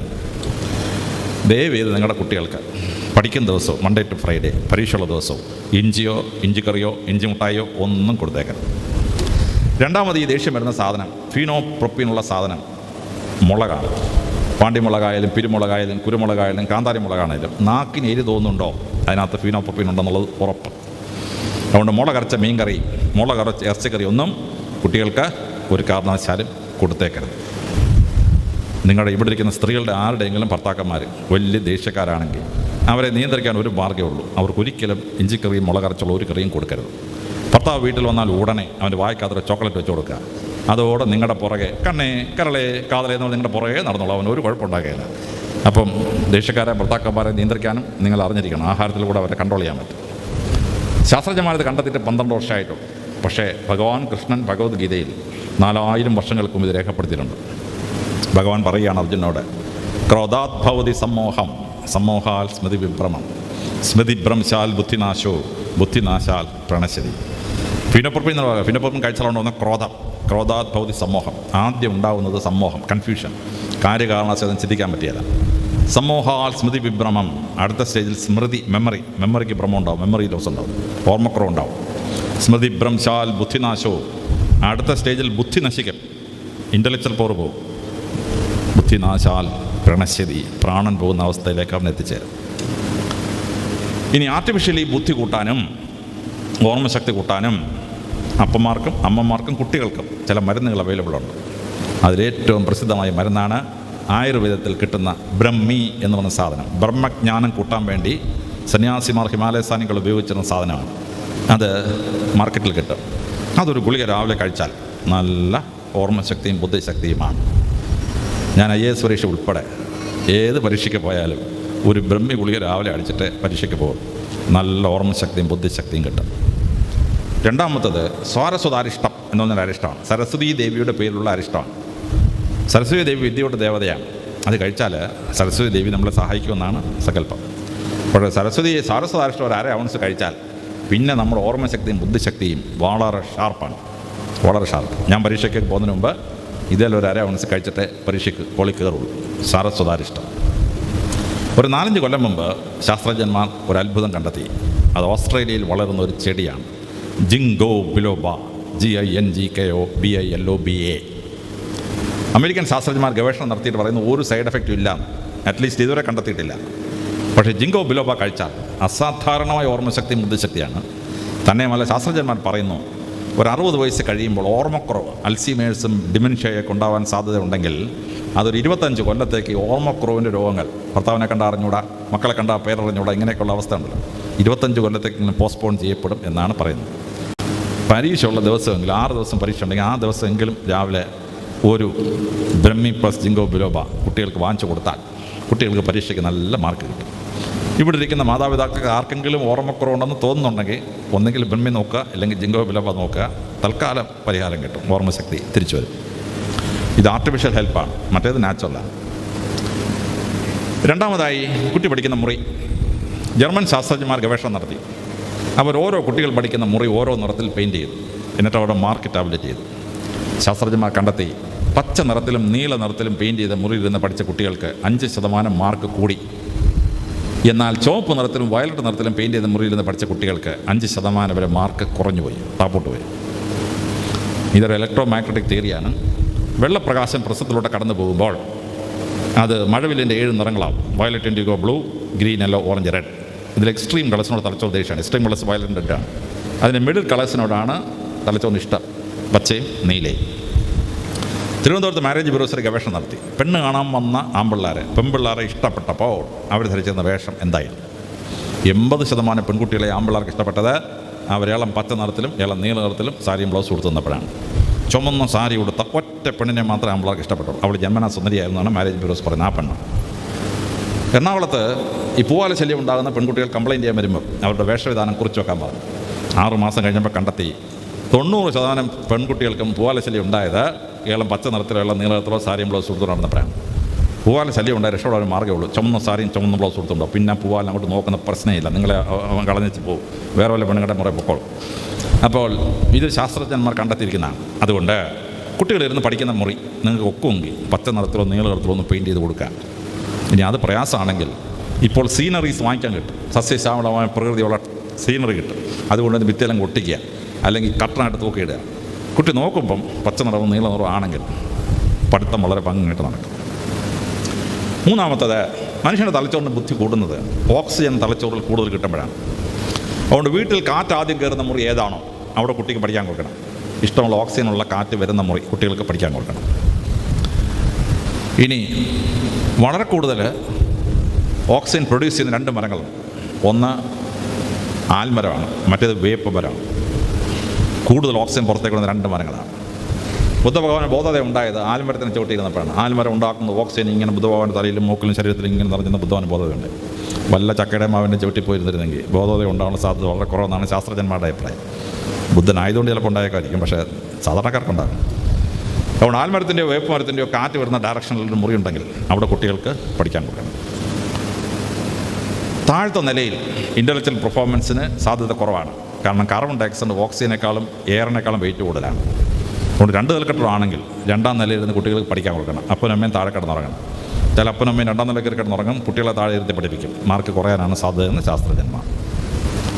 4ാമതായി, ഏത് ലൈറ്റാണ് നല്ലത്? ഓക്സ്ഫോർഡ് യൂണിവേഴ്സിറ്റി പലതരം ലൈറ്റ് ഇട്ടു. ഇൻകാൻഡസൻ ബൾബ് ഇട്ടു, ട്യൂബ് ലൈറ്റ് ഇട്ടു, ആർക്ക് ലാമ്പ് ഇട്ടു, സോഡിയം വേപ്പർ ലാമ്പ് ഇട്ടു, ഹാലൻ ലൈറ്റ് ഇട്ടു, ഹീലിയൻ ലൈറ്റ് ഇട്ടു നോക്കി.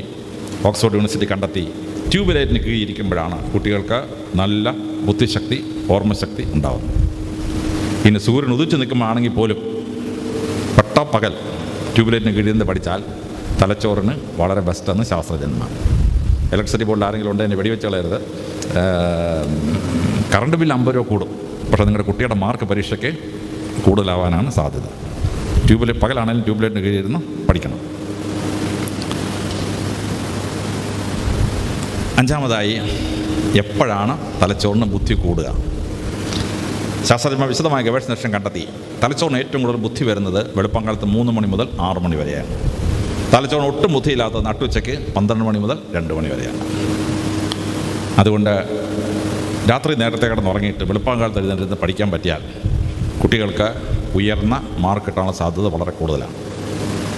1000 പേരിൽ ഒരാൾ ലെഫ്റ്റ് സെൻട്രിക് ബ്രെയിനാണ്. ലെഫ്റ്റ് സെൻട്രിക് ബ്രെയിൻ ഉള്ളവർക്ക് വെളുപ്പാങ്കാലത്ത് പഠിക്കാൻ പറ്റിയല്ല. രാത്രി എത്ര വേണമെങ്കിലും അവർക്ക് ഇരിക്കാം. വെളുപ്പാങ്കാലത്ത് 7 മണിയായിട്ട് അവർ ഉണരാൻ പറ്റുള്ളൂ, വെളുപ്പാങ്കാലത്ത് ഉണരാൻ പറ്റില്ല. അങ്ങനെയുള്ള കുട്ടിയാണെങ്കിൽ അവനെ ബലം പ്രയോഗിച്ച് കളയരുത്. അല്ലെങ്കിൽ സായിപ്പ് കണ്ടുപിടിച്ചാണ് early to bed and early to rise makes a man healthy, wealthy and wise. നമ്മുടെ വേദങ്ങളിൽ പറയുന്നുണ്ട് വെളുപ്പിന് 3 മണി തൊട്ട് 6 മണി വരെ സരസ്വതിയുടെ വിളയാട്ടകാലം. വിദ്യയുടെ ദേവതയായ സരസ്വതി വെളുപ്പിന് 3 മണിക്ക് കഴിഞ്ഞിട്ട് 6 മണി വരെ വിളയാട്ടം, ഡാൻസ് ചെയ്യും. എന്തിനാണ് ഡാൻസ് ചെയ്യുന്നത് എനിക്ക് അറിഞ്ഞൂടാ. ഡാൻസ് ചെയ്യുന്ന സമയത്ത് ആരെങ്കിലും പഠിച്ചാൽ വിദ്യയുടെ ദേവത അവരെ സഹായിക്കുന്നതാണ് പ്രമാണം. ബ്രഹ്മചാരി എപ്പോഴാണ് ഉണരേണ്ടത്? വേദങ്ങൾ പറയുന്നു ബ്രഹ്മമുഹൂർത്തെ ഉത്തിഷ്ഠേ, ബ്രഹ്മമുഹൂർത്തത്തിൽ ഉണരണം. ബ്രഹ്മമുഹൂർത്തം വെളുപ്പിന് 4 AM ആണ്.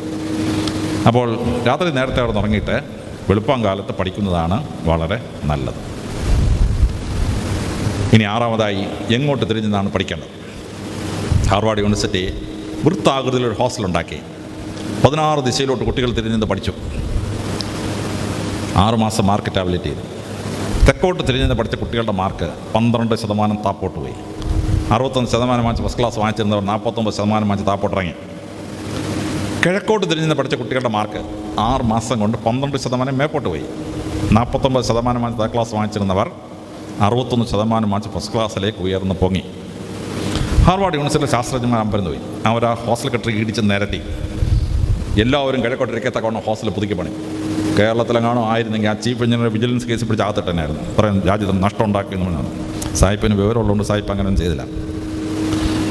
ഇന്ത്യയിലെ ഋഷിവര്യന്മാർ നമ്മുടെ പുരാണങ്ങളിൽ എഴുതിയിട്ടുണ്ട്. ദക്ഷിണ ദശ മൃത്യുദിശ, തെക്കിൻ്റെ ഡയറക്ഷൻ മരണം വരുന്ന ഡയറക്ഷനാണ്. പൂർവ്വദിശ ജ്ഞാനദിശ, കിഴക്കിൻ്റെ ഡയറക്ഷൻ ജ്ഞാനം വിസ്ഡം വരുന്ന ഡയറക്ഷനാണ്. ഇത് തന്നെയാണ് സായിപ്പൻ കണ്ടുപിടിച്ചത്. Wisdom comes from the east, കിഴക്ക് നിന്ന് വിസ്ഡം വരുമെന്നാണ്. ഇതിൻ്റെ ശാസ്ത്രീയ വശം എന്താണെന്ന് ചോദിച്ചാൽ, മനുഷ്യൻ്റെ തലച്ചോറിന് ഒരു മാഗ്നറ്റിക് നോർത്ത് പോളുണ്ട്, മാഗ്നറ്റിക് സൗത്ത് പോളുണ്ട്. മനുഷ്യൻ്റെ തലച്ചോറിൻ്റെ മാഗ്നറ്റിക് നോർത്ത് പോൾ നേരെ നടക്കുക പരമശിവൻ്റെ തൃക്കണിരിക്കുന്ന സ്ഥലമാണ്. ദാവീദ് രാജാവ് ഗോലിയാത്തിനെ എറിഞ്ഞ സ്ഥലം ഇതാണ് മാഗ്നറ്റിക് നോർത്ത് പോൾ. ഇവിടെ നിങ്ങളൊന്നും ചെയ്യേണ്ട, വെറുതെ നിങ്ങളുടെ വിരലൊന്ന് ചൂണ്ടിക്കൊണ്ട് 5 മിനിറ്റ് ഇരുന്നാൽ തല ഇറങ്ങും. ആ മാഗ്നറ്റിക് നോർത്ത് പോളിൻ്റെ മാഗ്നറ്റിക് ആക്ടിവിറ്റിക്ക് മാറ്റം ഉണ്ടായാൽ തല ഇറങ്ങും. മാഗ്നറ്റിക് സൗത്ത് പോൾ തലയുടെ നേരെ പുറകിലാണ്. ഭൂമി മാഗ്നറ്റിക്കലാണ്, പക്ഷേ magnetic north pole geographic south പോളിലാണ്. Magnetic south pole geographic north പോളിലാണ്. മനുഷ്യൻ തെക്കോട്ട് തിരിഞ്ഞിരിക്കുമ്പോൾ മനുഷ്യൻ്റെ മാഗ്നറ്റിക് നോർത്ത് പോളും ഭൂമിയുടെ മാഗ്നറ്റിക് നോർത്ത് പോളും ഒരേ ദിശയിൽ വരും. മാഗ്നറ്റിസം പറയുന്നത് എന്താണ്? Like Paul's ripple, unlike Paul's attract. ഇപ്പോൾ തെക്കോട്ട് തിരിഞ്ഞിരിക്കുമ്പോൾ ഭൂമിയുടെ കാന്തമണ്ഡലം മനുഷ്യൻ്റെ തലച്ചോറിൻ്റെ കാന്തമണ്ഡലത്തെ അടിച്ച് തകർക്കുകയും ബുദ്ധിശക്തി കുറയുകയും ചെയ്യും. നമ്മൾ കിഴക്കോട്ടിരിക്കുമ്പോൾ നമ്മുടെ മാഗ്നറ്റിക് നോർത്ത് പോളും ഭൂമിയുടെ മാഗ്നറ്റിക് നോർത്ത് പോളും പെർപെൻഡിക്കുലറാവും. തിയറി ഓഫ് ഗൈറേഷൻസ് വഴി നമ്മുടെ ബുദ്ധിശക്തി കൂടും. ഇതാണ് സംഭവിക്കുന്നത്. അതുകൊണ്ട് നിങ്ങളുടെ കുഞ്ഞുങ്ങൾ പഠിക്കുമ്പോൾ മുഖം കിഴക്കോട്ടാണ് എന്ന് ഉറപ്പാക്കിയിരിക്കണം. രാത്രി കുഞ്ഞുങ്ങൾ ഉറങ്ങുമ്പോൾ തല കിഴക്കോട്ട് ദിശ വെച്ച് കിടത്തി മാത്രമേ കുട്ടി ഉറക്കാവൂ. എങ്കിലേ കുഞ്ഞിൻ്റെ തലച്ചോറ് നല്ല ബുദ്ധിശക്തിയുള്ളതായി പിറ്റേ ദിവസം പരീക്ഷ എഴുതാനും പഠിക്കാനും ഒക്കെ കഴിവുള്ള തലച്ചോറായി മാറുകയും. ഇനി 7ാമതായി ആഹാരവും വെള്ളവുമാണ്. പൂർണ്ണ ആരോഗ്യമുള്ളൊരു മനുഷ്യന് 2800 കലോറി മതി ഒരു ദിവസം ജീവിക്കാൻ. പക്ഷേ ഒരു 6 മണിക്കൂർ പഠിക്കണമെങ്കിൽ കുട്ടിക്കൊരു 4000 കലോറി ഊർജ്ജം വേണം.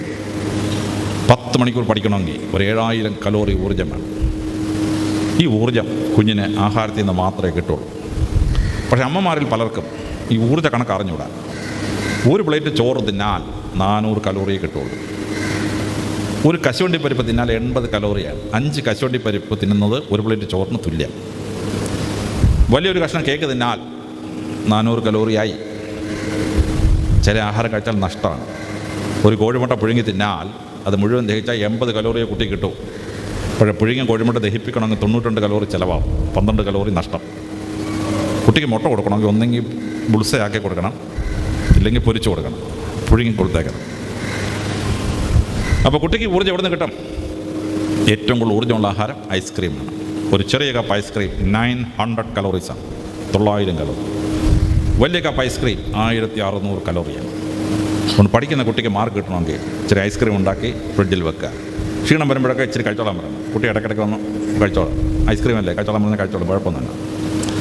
അപ്പോൾ കുട്ടിക്ക് നമ്മൾ കഴിക്കുന്ന പോലെ 3 നേരം വയർ നിറച്ച ആഹാരം കൊടുത്തേക്കരുത്. 3 നേരം വയർ നിറച്ച ആഹാരം കൊടുത്താൽ തലച്ചോറിലേക്ക് പോയിക്കൊണ്ടിരിക്കുന്ന കരോട്ടഡ് ആർട്ടറി ഉണ്ടല്ലോ, ആ രക്തം കൂടെ കുടലിലേക്ക് തിരിച്ചു വിടും, പിന്നെ ഉറക്കം വരും. അതുകൊണ്ട് കുട്ടി 1 മണിക്കൂർ ഇടവിട്ട് ഒരു 600 കലോറി വെച്ച് കഴിച്ചുകൊണ്ടിരിക്കണം. 7 or 8 times a day. അല്ലാതെ നമ്മുടെ തൊട്ട് 3 നേരം വയർ നിറച്ച് കുട്ടിക്ക് ആഹാരം കൊടുക്കാം. വിദ്യാർത്ഥിക്ക് 5 ലക്ഷണമാണ്: അല്പാഹാരം, ജീർണവസ്ത്രം, കാകദൃഷ്ടി, ഭഗധ്യാനം, ശ്വാനനിദ്ര. പകുതി വേറെ ആഹാരം കൊടുക്കാം. വസ്ത്രത്തിൽ ഭ്രമം ഉണ്ടാവരുത്. കാക്കയുടെ ദൃഷ്ടി വേണം, ദീർഘവീക്ഷണം വേണം. നമ്മൾ കല്ലെടുക്കുമ്പോഴേ കാക്ക വറക്കം, കാക്കയ്ക്ക് എറിയാനാണ് കല്ലെടുക്കുന്നത്. കോഴി അവിടെ നിൽക്കാം. അതുകൊണ്ടാണ് മലയാളത്തിൽ പറയും കാക്ക കണ്ടറിയും കോഴി കൊണ്ടറിയും. കോഴി കയറി കിട്ടിയാലേ വരെ മനസ്സിലാവും നമ്മൾ അതിനെ എറിയാനാണ് കല്ലെടുക്കുക. ദീർഘവീക്ഷണം വേണം. ഭഗധ്യാനം, ഭഗൻ എന്ന് പറഞ്ഞാൽ കൊക്ക് ഉറങ്ങുമ്പോഴും ഒരു കാല് ചുരുട്ടി മേപ്പിട്ട് വെച്ചേക്കും.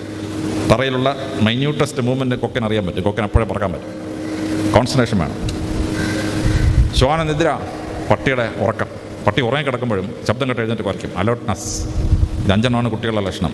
ഇപ്പോൾ കുട്ടിക്ക് വയറ് നിറച്ച് ആഹാരം കൊടുക്കുന്നതിന് പകരം 600 കലോറീസ് അറ്റ് എ ടൈം ആയി 8 തവണയെങ്കിലും കുട്ടിക്ക് ആഹാരം കൊടുക്കണം. അതാണ് ബെസ്റ്റ്.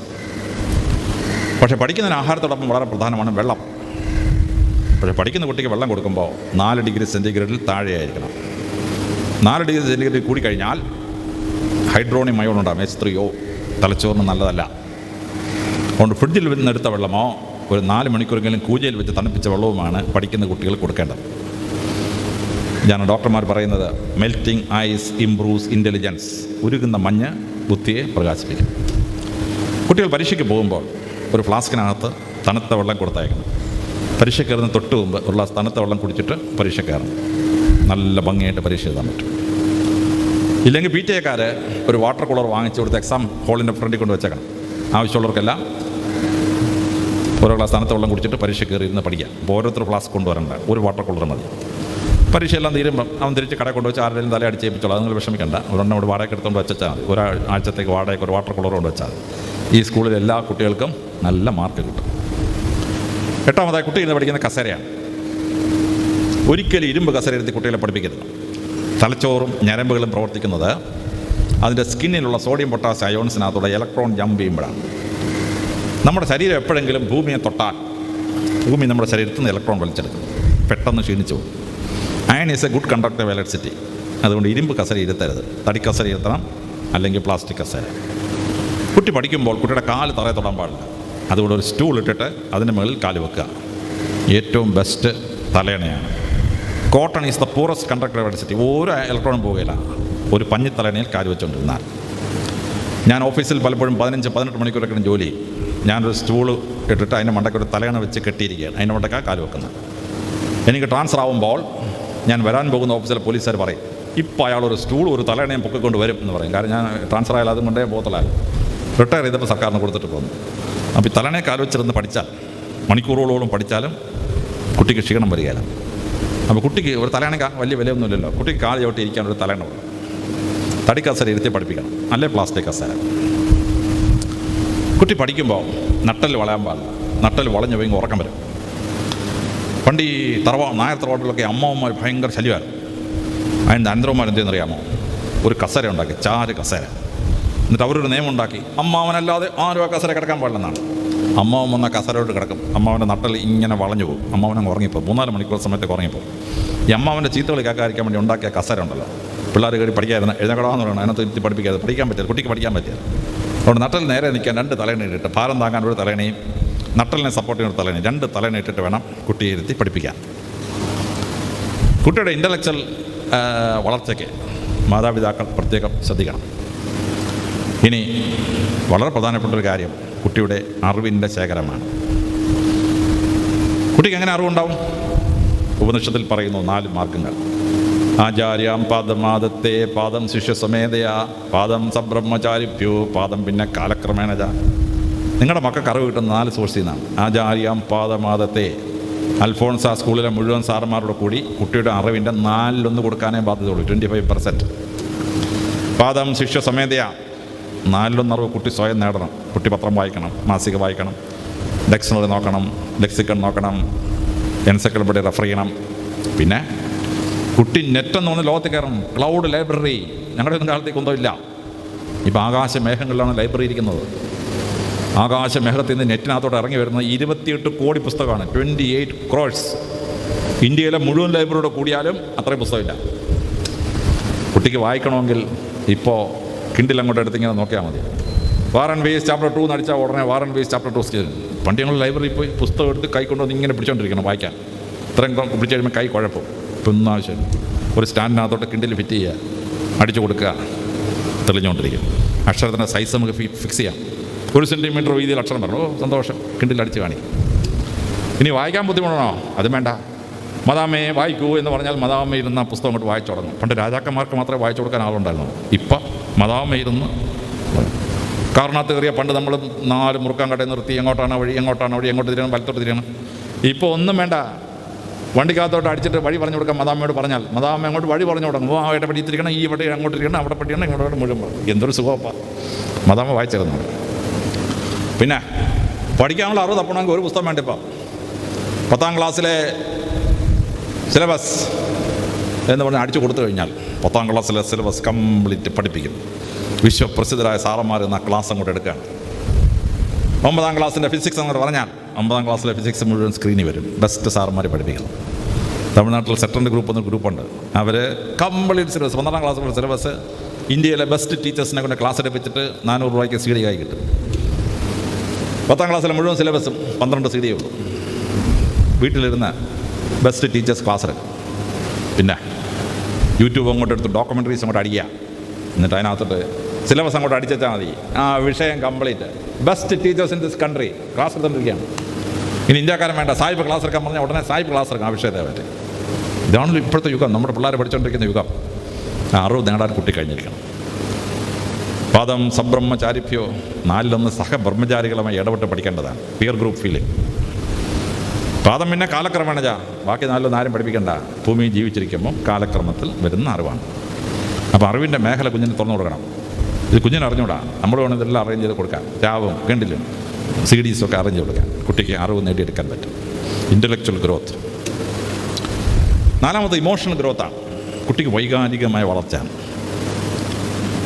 ഇന്ന് വലിയ പണ്ഡിതന്മാരായ ആളുകളുണ്ട്. വൈസ് ചാൻസലർമാർ ആത്മഹത്യ ചെയ്യുന്നു. കോളേജ് പ്രൊഫസേഴ്സ് ആത്മഹത്യ ചെയ്യുന്നു.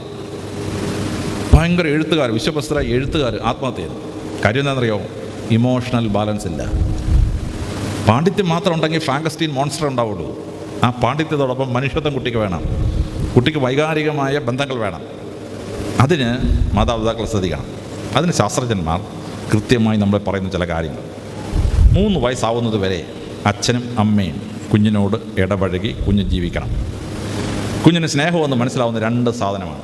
ഒന്ന് സ്പർശനം, മറ്റേത് ഭക്ഷണം. ആരാണോ കുഞ്ഞിന് സ്പർശനം കൊടുക്കുന്ന ആ ആളിനോട് സ്നേഹം. അമ്മ കുഞ്ഞിനെ എടുക്കും, മടി വെക്കും, ഉമ്മ കൊടുക്കും. അമ്മയോട് ഭയങ്കര സ്നേഹം. അപ്പൻ എന്ന് പറഞ്ഞ് മൂച്ചെടുത്ത് നടക്കും. കുഞ്ഞുങ്ങൾക്ക് ഈ അപ്പനെ ഒരു സ്നേഹമില്ല. കാര്യം കുഞ്ഞിനെ ലാളിക്കാത്ത, കുഞ്ഞിന് ഉമ്മ കൊടുക്കാത്ത ഒരപ്പനോട് കുഞ്ഞിനെന്തോ സ്നേഹം? യാതൊരു സ്നേഹമില്ല. പിന്നെ ഭക്ഷണം. അമ്മ നല്ല ആഹാരമൊക്കെ ഉണ്ടാക്കും. ഉരുട്ടി കുഞ്ഞിൻ്റെ വായി വെച്ചു കൊടുക്കും. അമ്മയോട് കുഞ്ഞിന് ഭയങ്കര സ്നേഹം. അപ്പം ഉരുളോട്ട് കൊടുക്കുമോ? അപ്പം ഞാൻ പറ്റിയ ആളാന്ന് പറഞ്ഞ് നടക്കും. കുഞ്ഞിന് അപ്പനോടൊരു സ്നേഹവും ഇല്ല. സ്പർശനവും ഭക്ഷണവും. അത് വേലക്കാരി കൊടുക്കുന്നെങ്കിൽ വേലക്കാരുടെ കുഞ്ഞിന് സ്നേഹം, അമ്മയോട് കൊടുക്കുന്നെങ്കിൽ അമ്മയോട് സ്നേഹം, മുത്തശ്ശിയാണ് കൊടുക്കുന്നെങ്കിൽ മുത്തശ്ശിയോട് കുഞ്ഞിന് സ്നേഹം. പക്ഷെ 3 വയസ്സ് തൊട്ട് 8 വയസ്സ് വരെ മുത്തശ്ശനും മുത്തശ്ശിയും വളർത്തിയ കുട്ടികളാണ് ലോകത്തിലെ മഹാന്മാരിൽ ഭൂരിപക്ഷവും. 20,000 മഹാന്മാരെ എടുത്ത് എൻസൈക്ലോപീഡിയ ഓഫ് ബയോഗ്രഫീസ് ഒരു പുസ്തകം എഴുതി. എൻസൈക്ലോപീഡിയ മക്രോഹിൽ കമ്പനി ഇറക്കിയ പുസ്തകം. അവിടെ ജീവചരിത്രം പഠിച്ചപ്പോൾ മനസ്സിലായി 20,000 മഹാന്മാരിൽ 15,000 പേർക്കും ചെറുപ്പത്തിലെ അപ്പനും അമ്മയും മരിച്ച ശേഷം മുത്തശ്ശി വളർത്തിയ കുട്ടികളാണ് ലോകത്തിൽ മഹാന്മാരായതിൽ ഭൂരിപക്ഷവും. ഐസക് ന്യൂട്ടൺ ഗർഭത്തിലിരുന്നപ്പോഴേ അപ്പം മരിച്ചുപോയി. അമ്മ വേറൊരുത്തനെ കെട്ടിയിട്ട് പോയി. വല്യമ്മച്ചി വളർത്തി. പ്രവാചകനായ മുഹമ്മദ് നബി ഗർഭത്തിലിരുന്നപ്പോഴേ അപ്പം മരിച്ചുപോയി. 6 വയസ്സായപ്പോൾ അമ്മയും മരിച്ചുപോയി. മുത്തച്ഛനും മുത്തശ്ശിയുടെ പ്രവാചകനായ മുഹമ്മദ് നബിയെ വളർത്തി. ബുദ്ധഭഗവാൻ ജനിച്ചപ്പോഴേ അമ്മ മായാറാണി ഡെലിവറി കോംപ്ലിക്കേഷൻ മരിച്ചുപോയി. അമ്മയുടെ അമ്മയാണ് ബുദ്ധഭഗവാനെ വളർത്തിയത്. എലിസബത്ത് രാജ്ഞിക്കും വിക്ടോറിയ രാജ്ഞിക്കും ഐസക് ന്യൂട്ടണും ഐൻസ്റ്റൈനും ജംഗീസ് ഖാനും ഇങ്ങനെ ലോകത്തിൽ വലിയ മഹാന്മാരുടെ ഒരു നിര അപ്പനമ്മയെ വളർത്തിയല്ല, മുത്തശ്ശി വളർത്തിയ കുട്ടികളാണ്.